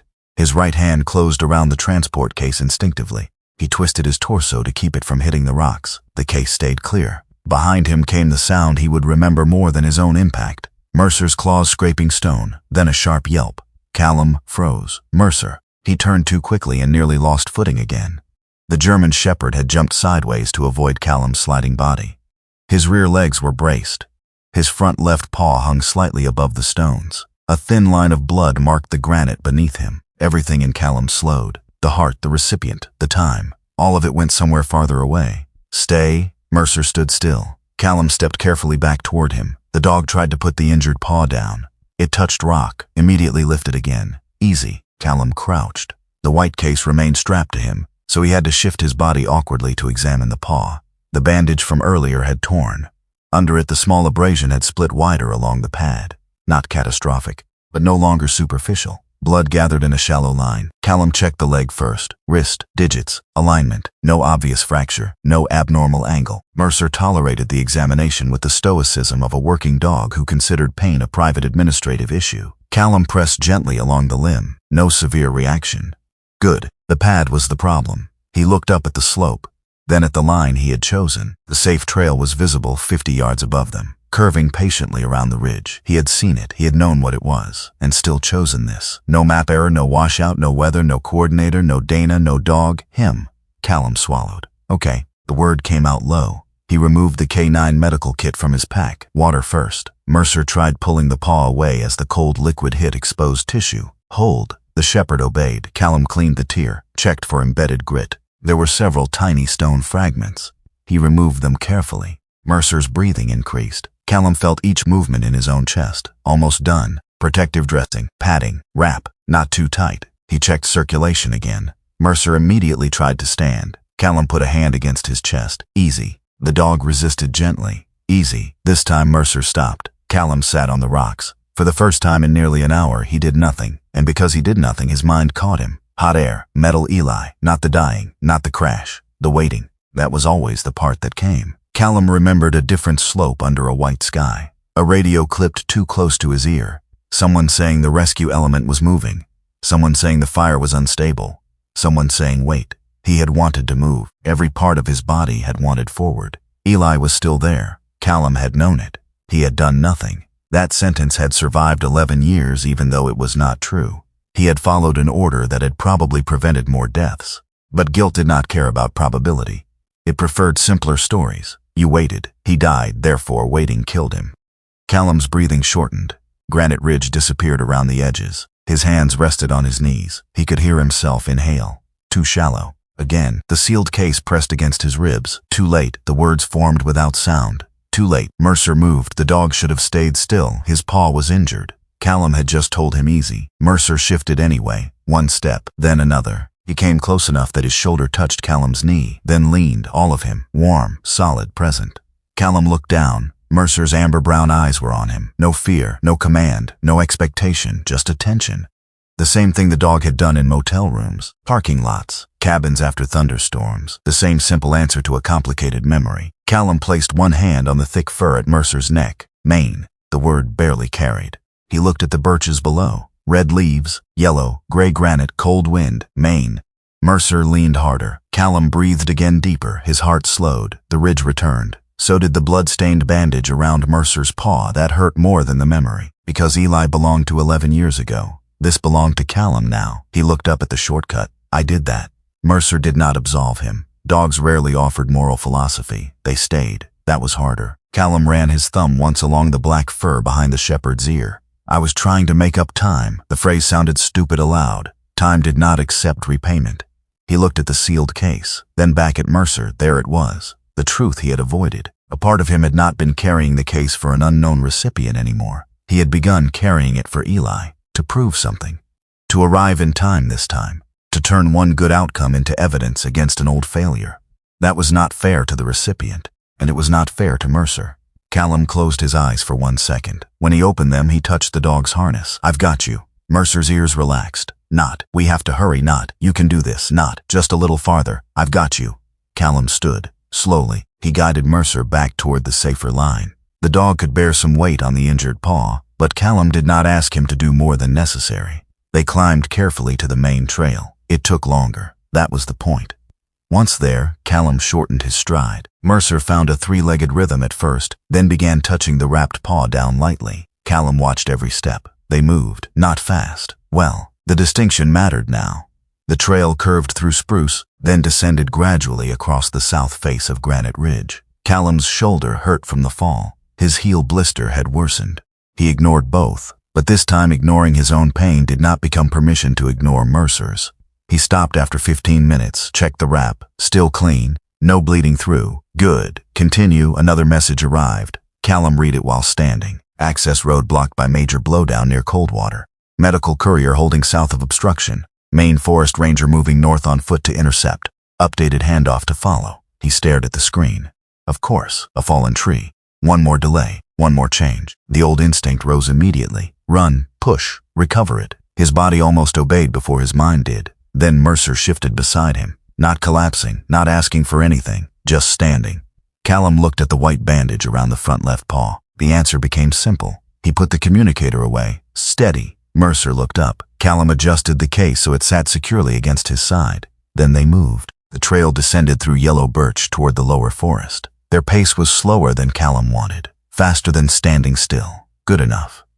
Wind moved through the leaves. Granite Ridge receded behind them. Callum did not check his watch. Not yet. For the first time all day, he understood that speed was only useful if it did not destroy the reason he was moving. Mercer walked beside him, and Callum matched the dog's pace. By early afternoon, Granite Ridge had disappeared behind the trees. Callum did not look back. The forest ahead had changed almost without announcement. Gray rock gave way to softer earth. Birch returned in broad yellow flats, their white trunks rising clean and pale between dark spruce. Ferns bent beneath the first cold nights of October.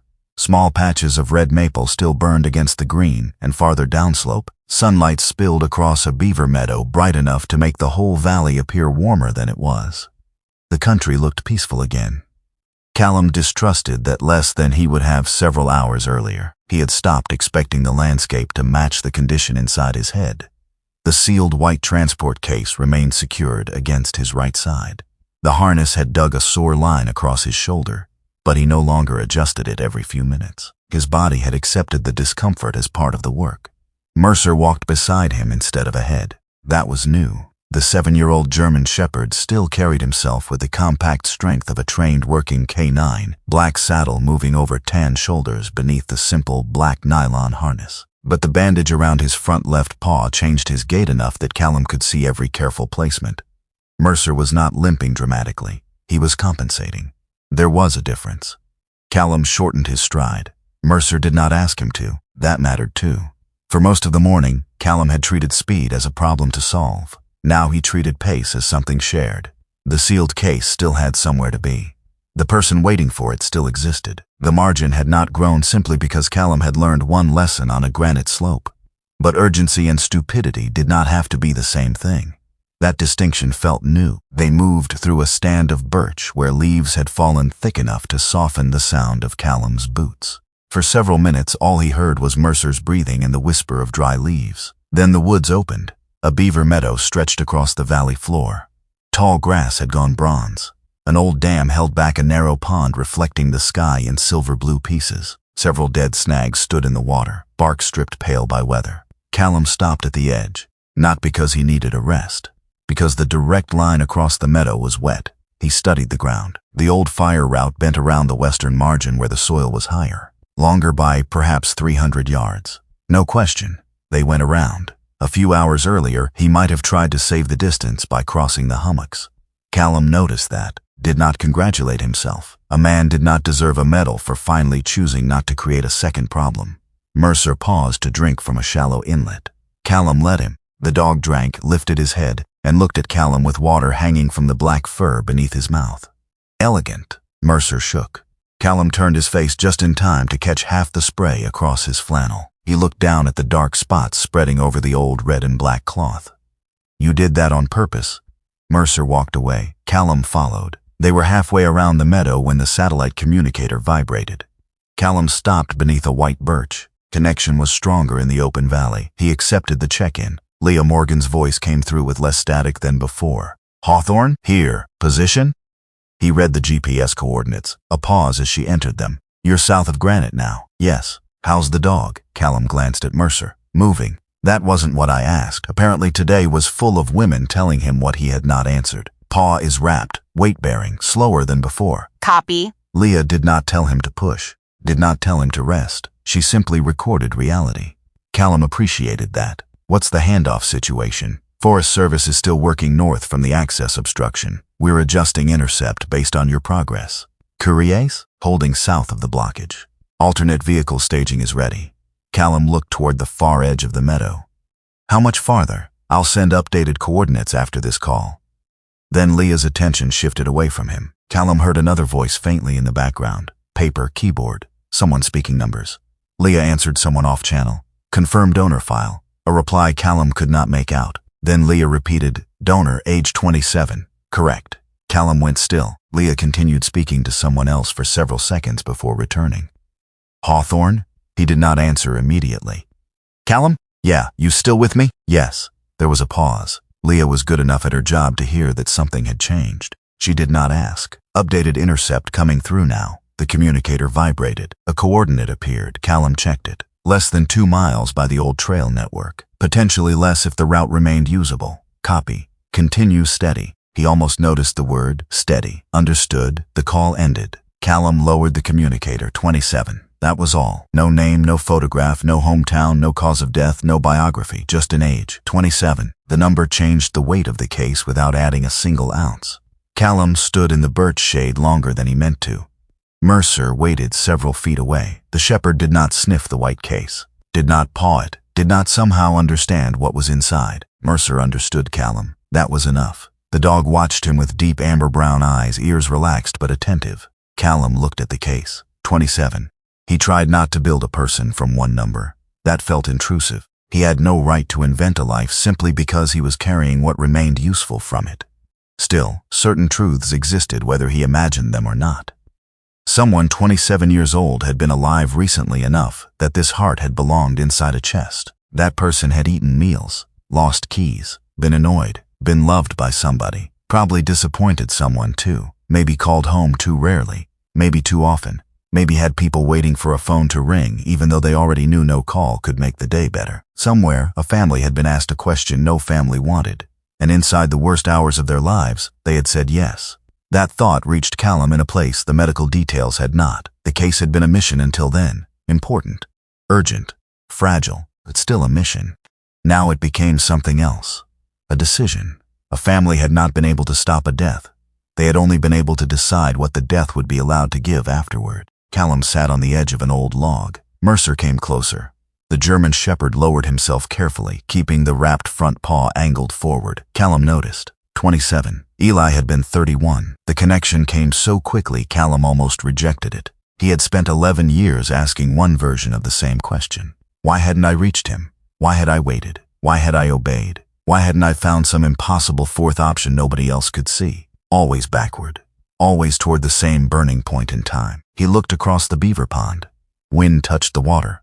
The reflection broke and repaired itself. Callum thought of a question he had never asked. Not, why couldn't I save Eli? Something quieter. What was love supposed to do after it failed to keep someone alive? The question struck him hard enough that he lowered his gaze. Mercer shifted beside him. Callum rested one hand on the dog's neck. The fur was warm under his palm. Maybe love did not disappear when there was nobody left to save. Maybe it changed direction. A family somewhere had proved that. They had taken the worst sentence imaginable. We cannot bring this person back. And followed it with another. Then let something good keep moving. Callum exhaled slowly. He had no idea who the donor was. He did not need to. Not yet. 27, he said quietly. Mercer looked at him. Callum gave the dog's neck one brief scratch. Yeah, he stood. No revelation fixed him. No old guilt dissolved. The forest did not brighten on command. He simply lifted the case again. But he carried it differently after that. Not as proof that he could finally arrive on time. As something entrusted to many hands before his, and many after. For a while, his hands happened to be the ones in the middle. That was enough. The southern edge of the beaver meadow narrowed into mixed hardwood forest. The trail improved. Not enough to become easy, but enough that Callum could maintain a reliable walking rhythm without watching every foot placement. Mercer's gait remained uneven. Callum monitored it. At one point, the shepherd stopped beside a fallen birch and looked sharply into the brush. Callum stopped too. A grouse exploded from the leaves 3 feet away. The bird beat upward with such sudden violence that Mercer jumped sideways on instinct. Callum flinched less than the dog. The grouse disappeared through yellow branches. Mercer stood frozen, then looked at Callum. Callum stared back. Elite K9. Mercer's ears moved, terrifying. The dog turned and walked on with what Callum considered deliberate dignity. A laugh escaped him. Short, real. It surprised him. The sound vanished quickly among the trees. He did not feel guilty for it. That surprised him more. A life could contain a donor case and a grouse in the same hour. Grief and absurdity apparently did not wait politely for each other to finish. Perhaps that was normal. They moved for another 30 minutes. The terrain began sloping toward a small lake. The water appeared between trees first as blue flashes, then opened wide enough for Callum to see the opposite shore. No cabins, no boats. A thin wind moved across the surface. The route split near the north end. Callum stopped. The choice was obvious. The old Maine trail followed the lake around a low basin, longer, mostly level. A second route, probably used by hunters or forestry crews, cut up and over a rocky shoulder before descending near the same point. Callum unfolded the topo. The shortcut might save 8 to 12 minutes. The elevation gain was modest. The rock looked stable from here. Nothing like Granite Ridge. On another day he would have taken it without hesitation. Even now he could probably cross it safely. Probably. Callum looked at Mercer. The dog stood with weight shifted subtly away from the front left paw. Callum looked toward the shortcut, then toward the level trail. No one was watching. Leah would never know which one he chose. The recipient would never know. The donor family would never know. There would be no commendation for taking 11 extra minutes to reduce risk to a dog. No one would praise him for a decision that produced no visible consequence. That was exactly why it mattered. Lake route. Mercer started forward. Callum followed. He did not check his watch. For almost 5 full minutes. Then he did. Still human. He smiled faintly. Progress. Mercer ignored him. The longer route curved through yellow birch close to the water. At one point, Callum saw fresh moose tracks pressed into mud near the shoreline. Mercer sniffed them but did not pull. The dog was tired. Callum recognized it now without resenting what it cost. He stopped once to check the bandage. No blood through the wrap. Good. The temperature had dropped a few degrees. Callum drank, gave Mercer water, then checked the white case from outside. Seal intact. Logger normal. Continue. The sky had taken on the rich late afternoon light peculiar to northern autumn, when everything seemed briefly illuminated from within. Callum could see particles of dust and seed drifting through the air. Somewhere a woodpecker tapped at a dead trunk.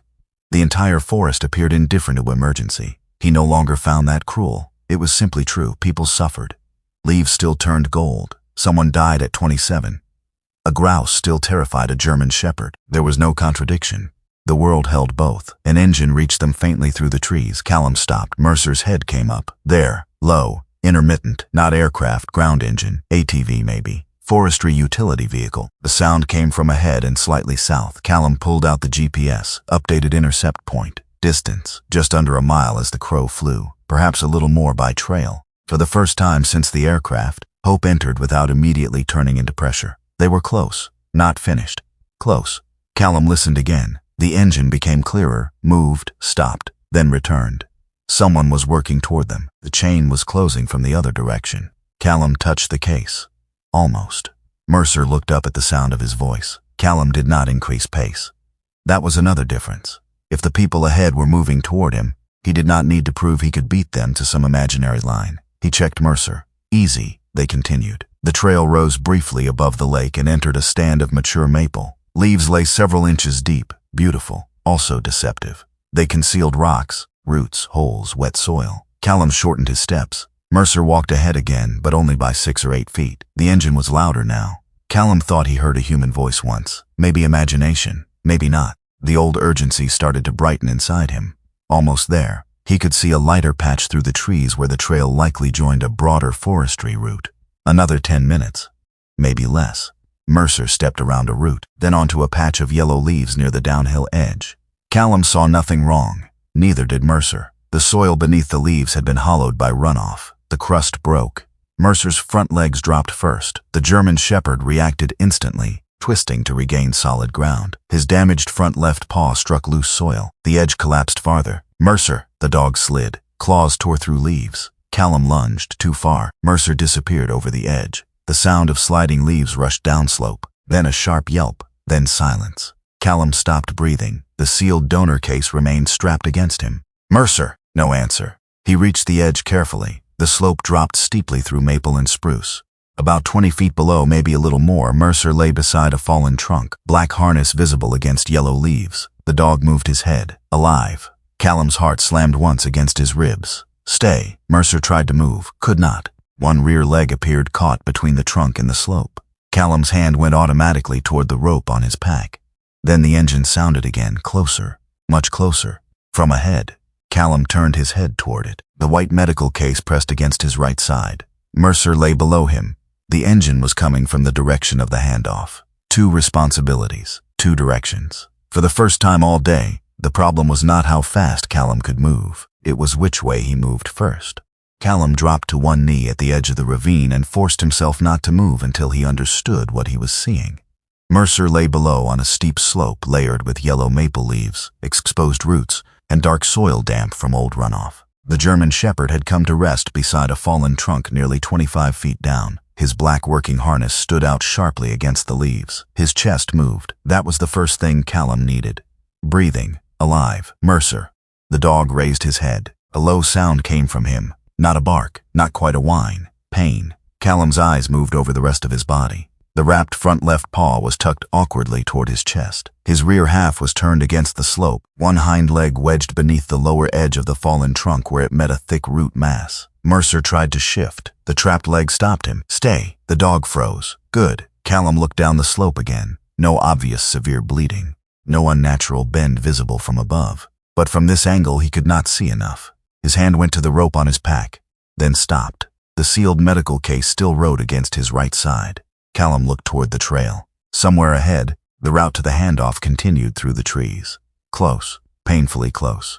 The GPS had shown less than a mile remaining. He could keep going. He could mark Mercer's position, reach the medical team, hand over the case, send somebody back. That was not an irrational plan. It might even be the fastest plan for the heart. Callum stared down at Mercer. The dog's amber-brown eyes were fixed on him. Mercer did not know there was a human heart inside the white case, did not understand operating rooms, did not know that somebody somewhere might be lying beneath surgical lights, while strangers waited for a transport that had already survived one plane crash and miles of abandoned forest. Mercer knew one thing. Callum was above him, and Mercer had always believed that meant Callum was coming. The simplicity of that trust hurt. Callum's mind began doing what trained minds did when emotion threatened to become noise. List options. Continue to handoff. Mark dog. Notify rescue. Return.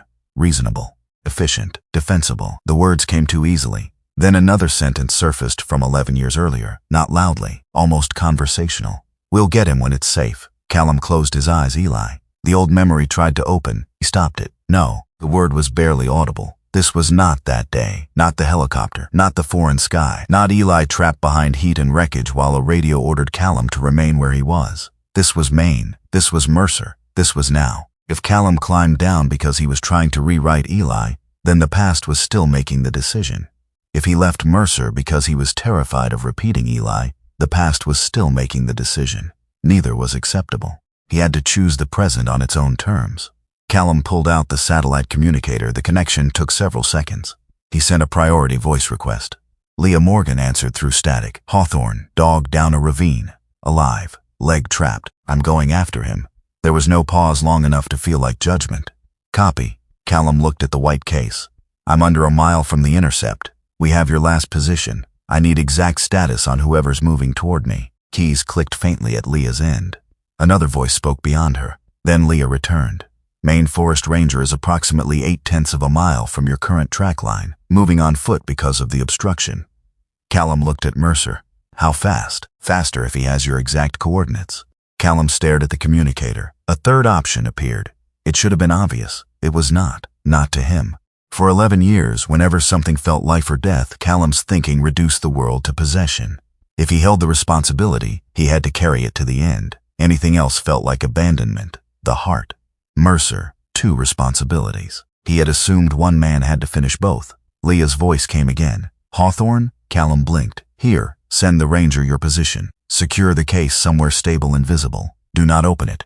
Do not leave it exposed to water or direct heat. Callum looked at the forest around him. What's his name? Caleb Moss. The name meant nothing yet. That made trusting it harder. Callum sent the coordinates. His thumb rested over the confirmation screen for half a second. Then pressed. Message transmitted. Leah added, "You don't have to carry every leg of this yourself." Callum's jaw tightened. He almost asked whether Dana had told her something. Instead he said, "Copy. Go get your dog." The line ended. Callum remained still. A strange quiet settled inside him. Not relief, something more uncomfortable. Surrender. Not surrender to failure. Surrender of control. The case had been against his body for hours. He had measured every branch around it, every creek, every slope, every impact. Now he was going to put it down and trust a man he had never met to pick it up. That frightened some part of Callum more than the ravine. He chose a level patch 15 yards back from the edge, beneath a stand of spruce, where the ground was dry and shaded. He lowered the sealed case carefully, checked the exterior, seal intact, logger green, no alarm. He used the carry strap to secure the container against the base of a thick tree so it could not slide down the gentle grade. Then he placed a bright orange field marker above it at eye level, hard to miss. Callum took another GPS reading, sent it, case secured. 15 yards north of ravine edge, orange marker, seal intact, logger green. He stared at the message after it transmitted. There was a temptation to wait, to make sure Caleb arrived before Callum went down. That would cost Mercer time. No, the system had his coordinates. The ranger was moving. Callum had done his part. Now he turned toward the ravine. He removed his rope, tested a mature maple several feet from the edge. Healthy trunk. Solid root structure. He ran the rope around the base, checked the anchor, then attached his descent system. No cliffs. No technical mountaineering, but loose soil and leaves could turn a steep slope into ice. He would not compound one accident with another. Callum leaned toward the edge. Mercer watched, not leaving you. The dog's ears moved. That was all. Callum went down. The first several feet were easy. Then the slope steepened. His boots slid through leaves until the soles found exposed soil. Callum kept tension on the rope. One step. That weight. Another. His injured shoulder protested where it had struck granite ridge earlier. Ignore. No, manage. He shifted more work to his legs. Below, Mercer lifted his head. Stay. The German shepherd settled again. 10 feet. 15. Callum reached the fallen trunk. Up close, the situation looked both better and worse. Better because Mercer was alert. Worse because the rear leg was trapped more firmly than Callum had hoped. The tree itself was not crushing the dog. The trunk had fallen years ago and settled into the slope. Mercer's hind leg had slid into a narrow gap between the lower trunk and an exposed root, then twisted when his momentum stopped. A trap, not a crush. That mattered. Callum knelt. Hey. Mercer immediately tried to rise. No. The command was calm, firm. The dog stopped. Callum ran his hands along Mercer's spine first. No obvious reaction. Hips, rear leg. He worked from upper limb down. Mercer tensed when Callum reached the trapped section but did not snap or pull away. No obvious bone deformity. No exposed fracture. No major blood. Good signs. Not guarantees. Could picked an easier place. Mercer panted. Callum examined the gap. The trunk could not simply be lifted by hand from his current angle. But the root pinning Mercer's leg had some flex. Callum looked uphill. A broken limb lay several feet away, thick enough to use as a lever. He clipped himself into a shorter position on the rope, crawled sideways, retrieved the limb, and returned. Mercer watched every movement. Callum slid the wood beneath the trunk edge where it met the root. Don't make me regret all those physics classes I avoided. Mercer blinked. Callum leaned down. The branch flexed. The gap opened perhaps half an inch. Not enough. He repositioned closer to the fulcrum, tried again. The trunk shifted slightly. Mercer moved his leg instinctively. Stay. The dog froze. Callum reset. Third attempt. The root lifted just enough. Callum reached with his free hand. Now. He pulled Mercer's leg clear. The dog surged forward, then immediately collapsed against Callum's chest. Easy. Callum dropped the lever. Both hands went to Mercer. The rear leg trembled. He palpated carefully. No obvious fracture. The joint moved within a reasonable range. Though Mercer resisted flexion, sprain, strain, bruising. Could be worse. Would need a vet. For now, they had to climb. Callum checked the front left paw. The wrap had shifted during the fall but remained in place. No new blood visible. That was something. Mercer tried to stand. Rear leg touched ground. Held briefly, then buckled. Yeah, thought so. Callum removed a length of webbing from his kit. He fashioned a support sling under Mercer's abdomen and rear hips, leaving the front legs free. The dog tolerated the indignity badly. You're not too proud for help. Mercer looked offended. Excellent. We agree. Callum attached an additional line to Mercer's harness. The ascent would not be fast. That was fine. Fast had caused enough trouble. Halfway up, the slope gave way under Callum's left boot. His foot dropped. He hit one knee hard. Mercer slid 2 feet downhill before the line caught. Callum's heart slammed. "Stay!" Mercer froze. Callum stayed on one knee, breathing. The instinct to rush the recovery surged. He ignored it, checked anchor, checked Mercer, reset his footing, then continued. Slow, controlled. The old version of Callum would have hated the pace. This version was beginning to understand that pace did not care about pride. They gained another 6 feet. Mercer helped with his front legs, pulling where the soil allowed. Callum supported the rear through the sling. His shoulder burned. His forearms shook. The rope dug into his gloves. He stopped. Actually stopped, not because he had failed, because muscles had limits. Callum took 3 breaths. Mercer panted beside him. "You good?" The dog's tongue hung sideways. Callum smiled despite everything. Stupid question. They moved again. At the upper third of the ravine, a sound reached them, a man's voice. "Hawthorne!" Callum looked up. The ridge blocked the speaker. He shouted, "Down here!" Footsteps moved above, fast but controlled. "Case!" Callum stopped. Something inside his chest tightened. A stranger had reached the heart. Callum could do nothing about what happened to it now. He hated how vulnerable that felt. Then a male voice called again. "Seal is good, Lager's green." Callum almost laughed at the accidental wording. Seal. Not seal. Under other circumstances, he might have appreciated the universe's sense of humor. "Tack it south." "Copy." Callum resumed climbing. The voice did not disappear immediately. "You need a hand? Get the case moving." Then, "I've got a second team coming." Footsteps retreated. The decision was made, not by accident, by Callum. He had told someone else to go. The realization landed harder than expected. By the time Callum reached the top, the first ranger was gone. Only boot prints and the missing white case proved he had been there. Another 2 men approached from the south trail, several minutes later, carrying a folded rescue litter and extra rope. They were state forestry support personnel, both middle-aged, dressed in practical dark green field clothing and mud-streaked boots. One was compact and broad through the chest with a red beard. The other was taller and leaner, wearing a knit cap pulled low. Neither wasted time on introductions beyond first names. Callum appreciated that. Mercer lay on the trail, breathing hard. The support men helped assess him. No severe bleeding, no obvious fracture. They unfolded the litter. Callum helped guide Mercer onto it. The German shepherd resisted the entire concept. "Enough." Mercer looked at him. "Today you lose this argument." The dog finally settled. One of the forestry men looked toward the south.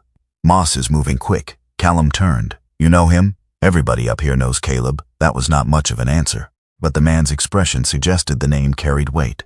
Callum nodded. Then they moved, not toward Coldwater, toward a secondary extraction point where a forestry UTV could reach Mercer from a safer spur. Callum walked beside the litter. His right side felt strangely empty without the sealed case. He kept reaching mentally for its weight. Nothing. That absence was its own kind of stress. After perhaps 10 minutes, his satellite communicator vibrated. A short message. "Case received by Ranger Caleb Moss. Moving to courier intercept." Callum read it. Then again, "No update beyond that. Good." He looked down at Mercer. The dog's eyes were half closed, still alert, still following Callum's movement. Callum touched the edge of the black harness. "Your turn." Mercer's tail moved once against the litter. A small thing. Enough. They reached a broader trail nearly 20 minutes later. A forestry utility vehicle waited there. Beside it stood another ranger. For a moment, Callum thought Caleb had returned. Then the man shook his head. "Moss has gone south with the case." Callum nodded. He did not ask how fast. That question no longer belonged to him. The support crew loaded Mercer carefully. Callum climbed beside him rather than taking the front seat.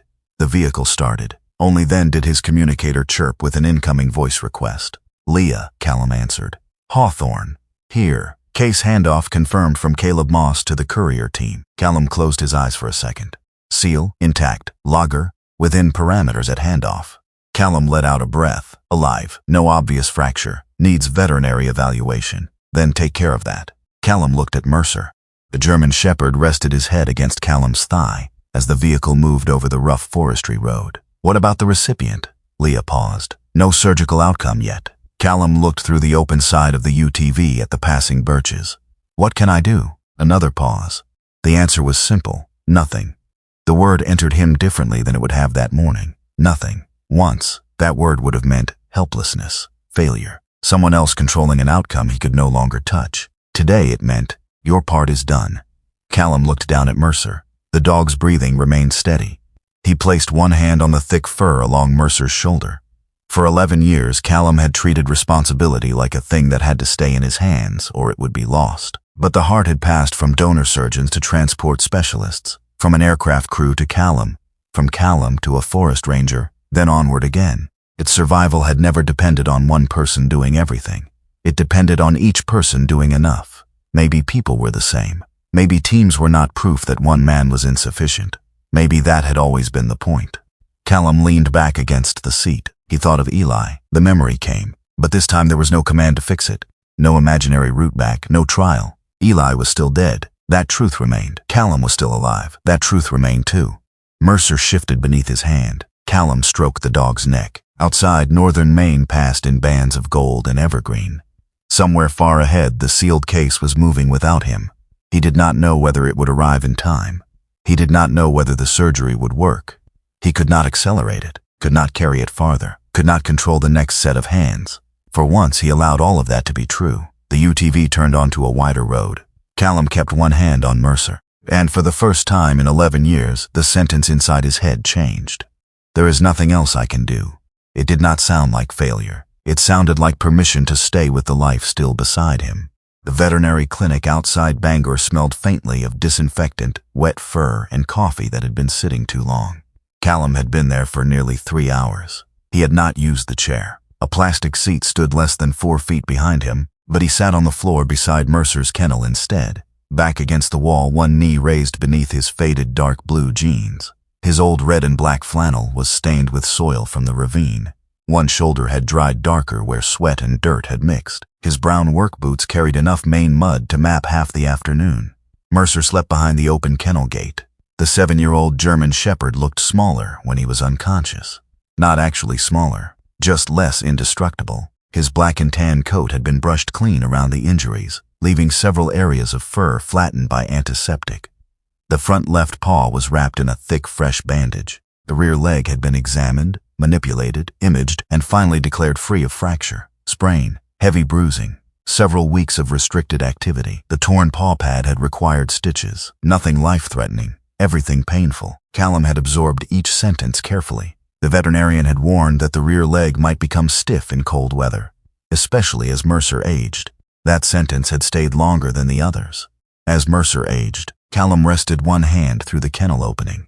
The dog had shifted in his sleep until his muzzle lay across Callum's wrist. Every few breaths, warm air moved across the old military watch. Callum watched the rise and fall of Mercer's ribs. He had spent much of his life believing the important part of an emergency happened when people moved fastest.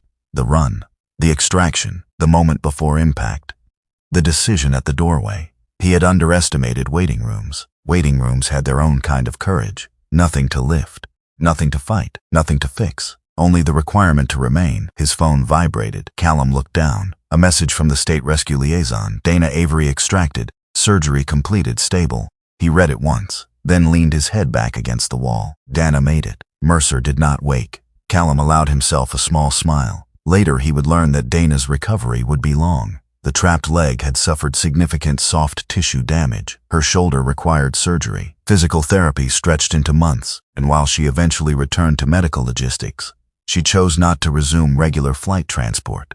It was not fear that made the decision for her. Dana told Callum much later that she simply no longer wanted to spend every week listening to aircraft engines and wondering which sound was normal. Surviving something did not obligate a person to become exactly who they had been before it happened. Callum understood that better than most. His phone remained silent after the Dana update. No message about the heart. That silence was harder. He knew the case had continued beyond Caleb Moss. He knew the courier had received it. After that, the chain disappeared into people and places Callum could not see. Vehicle, airfield, replacement aircraft, medical team, hospital, operating room. He imagined none of them clearly. That felt healthier than trying. Across the clinic, a wall clock clicked toward 3 in the morning. Mercer opened one amber-brown eye. Callum looked at him. Nothing yet. The eye closed. Good talk. Callum stayed on the floor. Near 4, another message arrived. This one contained only 5 words. Organ reached transplant center. Callum stared at it. The case had made it. At least that far. He typed no response. There was nothing useful to say. He rested his phone beside him. Mercer shifted. Callum's hand moved automatically to the thick fur along his neck. Your package got there. Mercer slept through the compliment. Callum leaned his head back again. The waiting continued. The second message came after dawn. Morning light had begun turning the clinic windows pale gray when Callum's phone vibrated against the floor. He picked it up. Transplant completed. Recipient survived surgery. He read it, then read it again. No name, no age, no photograph, no guarantee about tomorrow, only survived surgery. Callum closed his eyes. One breath went out of him slowly, that was all. No shout, no fist against the wall, no sudden collapse into tears. The result felt too large for celebration and too complicated for victory. Someone had died. A pilot had died. Dana had nearly died. Mercer lay stitched and bruised beside him. And somewhere, because many people had managed not to drop one another's part of the chain, another heart was beating inside another body. Mercer opened one eye again. Callum held up the phone as though the dog could read. We did our part. Mercer's tail moved once against the kennel floor. Callum smiled. Not we saved someone. Not we won. Just we did our part. For the first time in years, that sentence felt sufficient. Dana called him 12 days later. Her voice sounded tired but unmistakably like herself. You always answer the phone this slowly. I was considering whether I liked you. Still undecided, strongly leaning no. That's fair. Callum sat on the small porch of the rented cabin where he and Mercer were staying during the dog's recovery. Northern Maine had moved deeper into autumn. Half the maple leaves were down now. Birch leaves collected in the corners of the steps. Mercer lay nearby with his front paw still wrapped, forbidden from doing almost everything he considered worthwhile. Dana told him about the investigation. The aircraft had lost control after a cascading mechanical failure made worse by weather and terrain. Investigators believed the pilot had remained in control long enough to alter the final descent. His name was Ben Carver, Dana said. Callum looked toward Mercer. I know now. He was 56. Dana went quiet for a moment. Then she described him. Ben Carver had been a veteran medical transport pilot with a square, weathered face, short gray-brown hair heavily silvered at the temples, pale blue eyes, and the habit of shaving so early every morning that by afternoon a faint shadow always returned along his jaw. He was solidly built, practical, methodical, and known among crews for refusing to dramatize bad weather. His standard answer whenever someone asked whether a flight looked difficult had been, "We'll know after we land." Callum almost smiled. Dana continued. Investigators could not prove exactly what Ben intended during the last seconds. No one had a recording of his thoughts, no heroic final speech. But flight path data suggested he had altered heading away from a granite face and toward the wooded depression where Mercer eventually found the wreck. The aircraft hit trees instead of rock. It did not burn. Would we all have died otherwise? Dana asked. Callum said nothing. We don't know, she continued. And I'm not going to turn him into a myth just because he died. Good.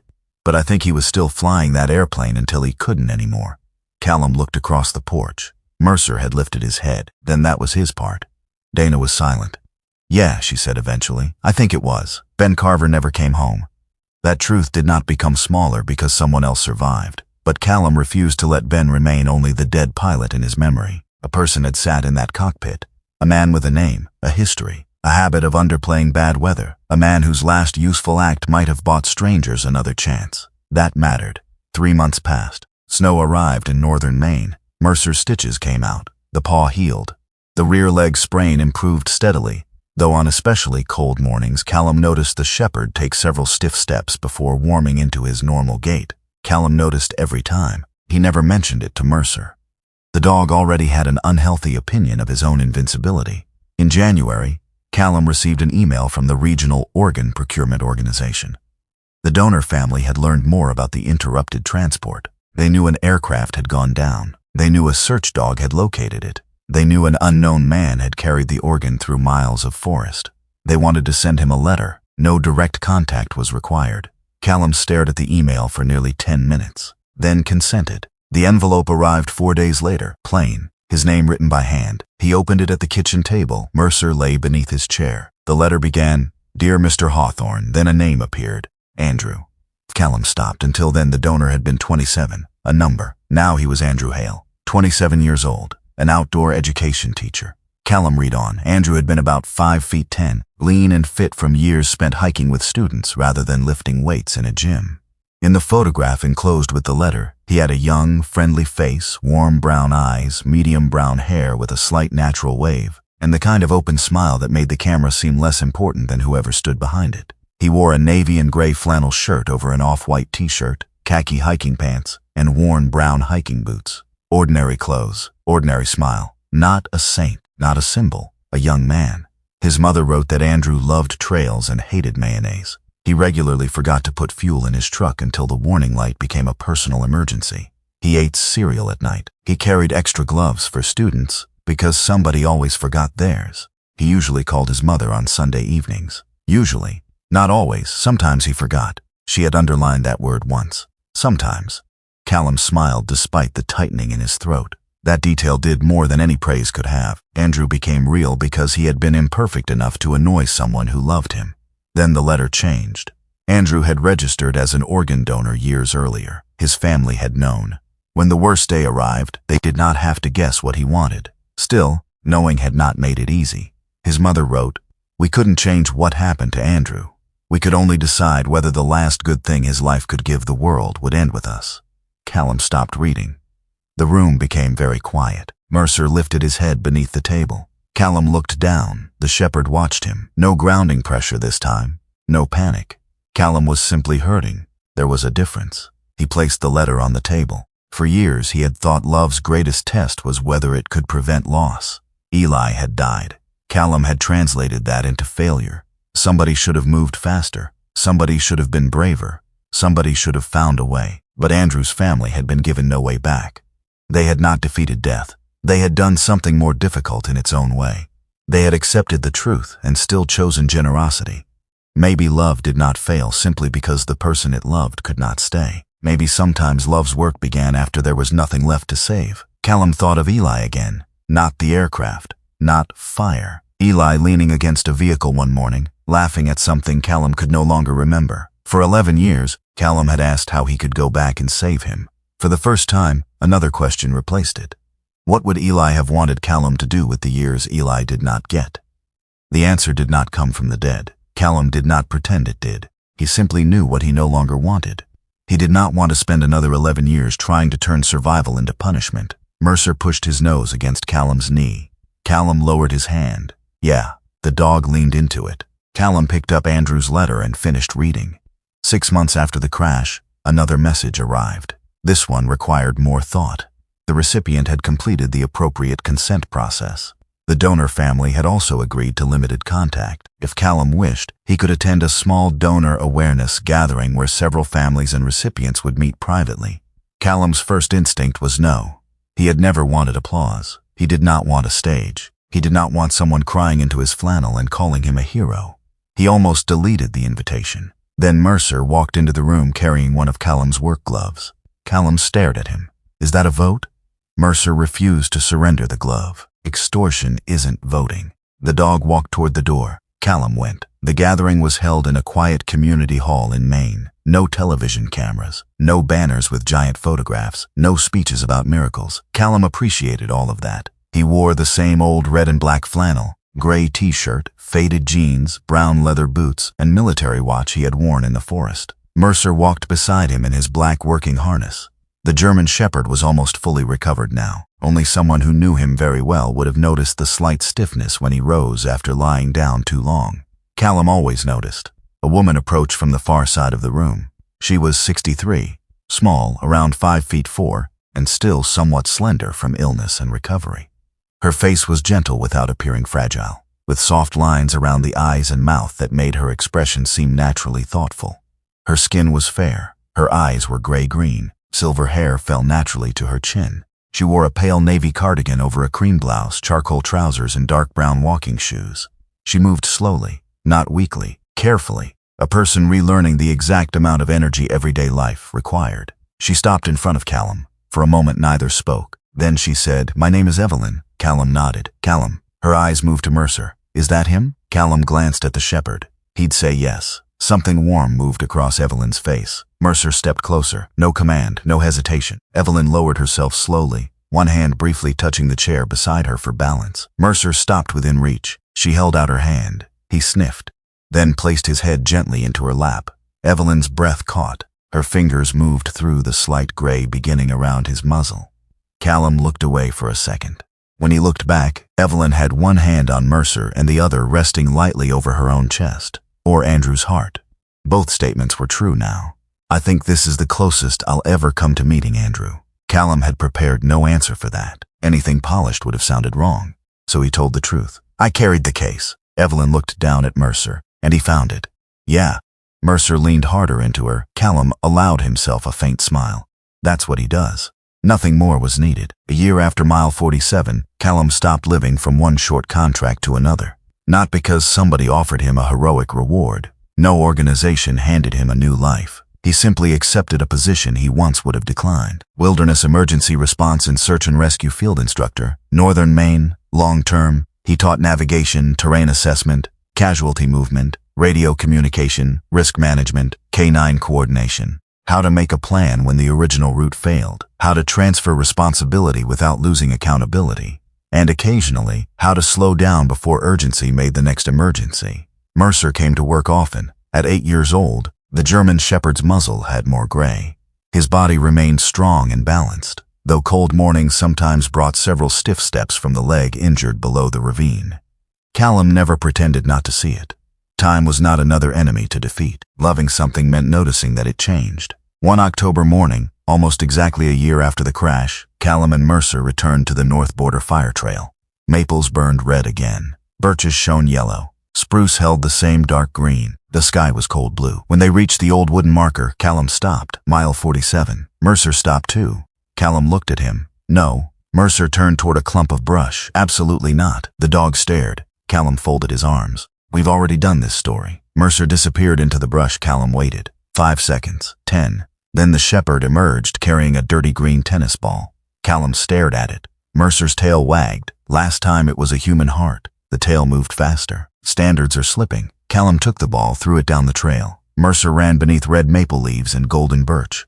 Not as fast as he once had. Fast enough. Callum watched. He thought of Ben Carver, Dana Avery, Andrew Hale, Evelyn Ross, Caleb Moss, the courier, the flight crew, the surgical team, Eli Brennan, Mercer. For most of his adult life, Callum had misunderstood rescue. He thought a life was saved by the person strong enough to refuse failure. Mile 47 had shown him something humbler. Andrew gave. His family consented. Ben kept flying. Dana protected the transport. Mercer stopped at the right place. Callum carried the case. Caleb took it farther. Other hands continued. Doctors did what only they could do. Nobody saved Evelyn alone. Everyone simply refused to drop the part that reached them. Mercer returned with the ball. Callum took it. His fingers brushed the gray fur beneath the dog's chin. He thought of Eli one last time, not as a wound closing. Some wounds did not close. They became part of the body. But Callum no longer believed healing required forgetting. He only needed to stop asking the past for an outcome it could never give him.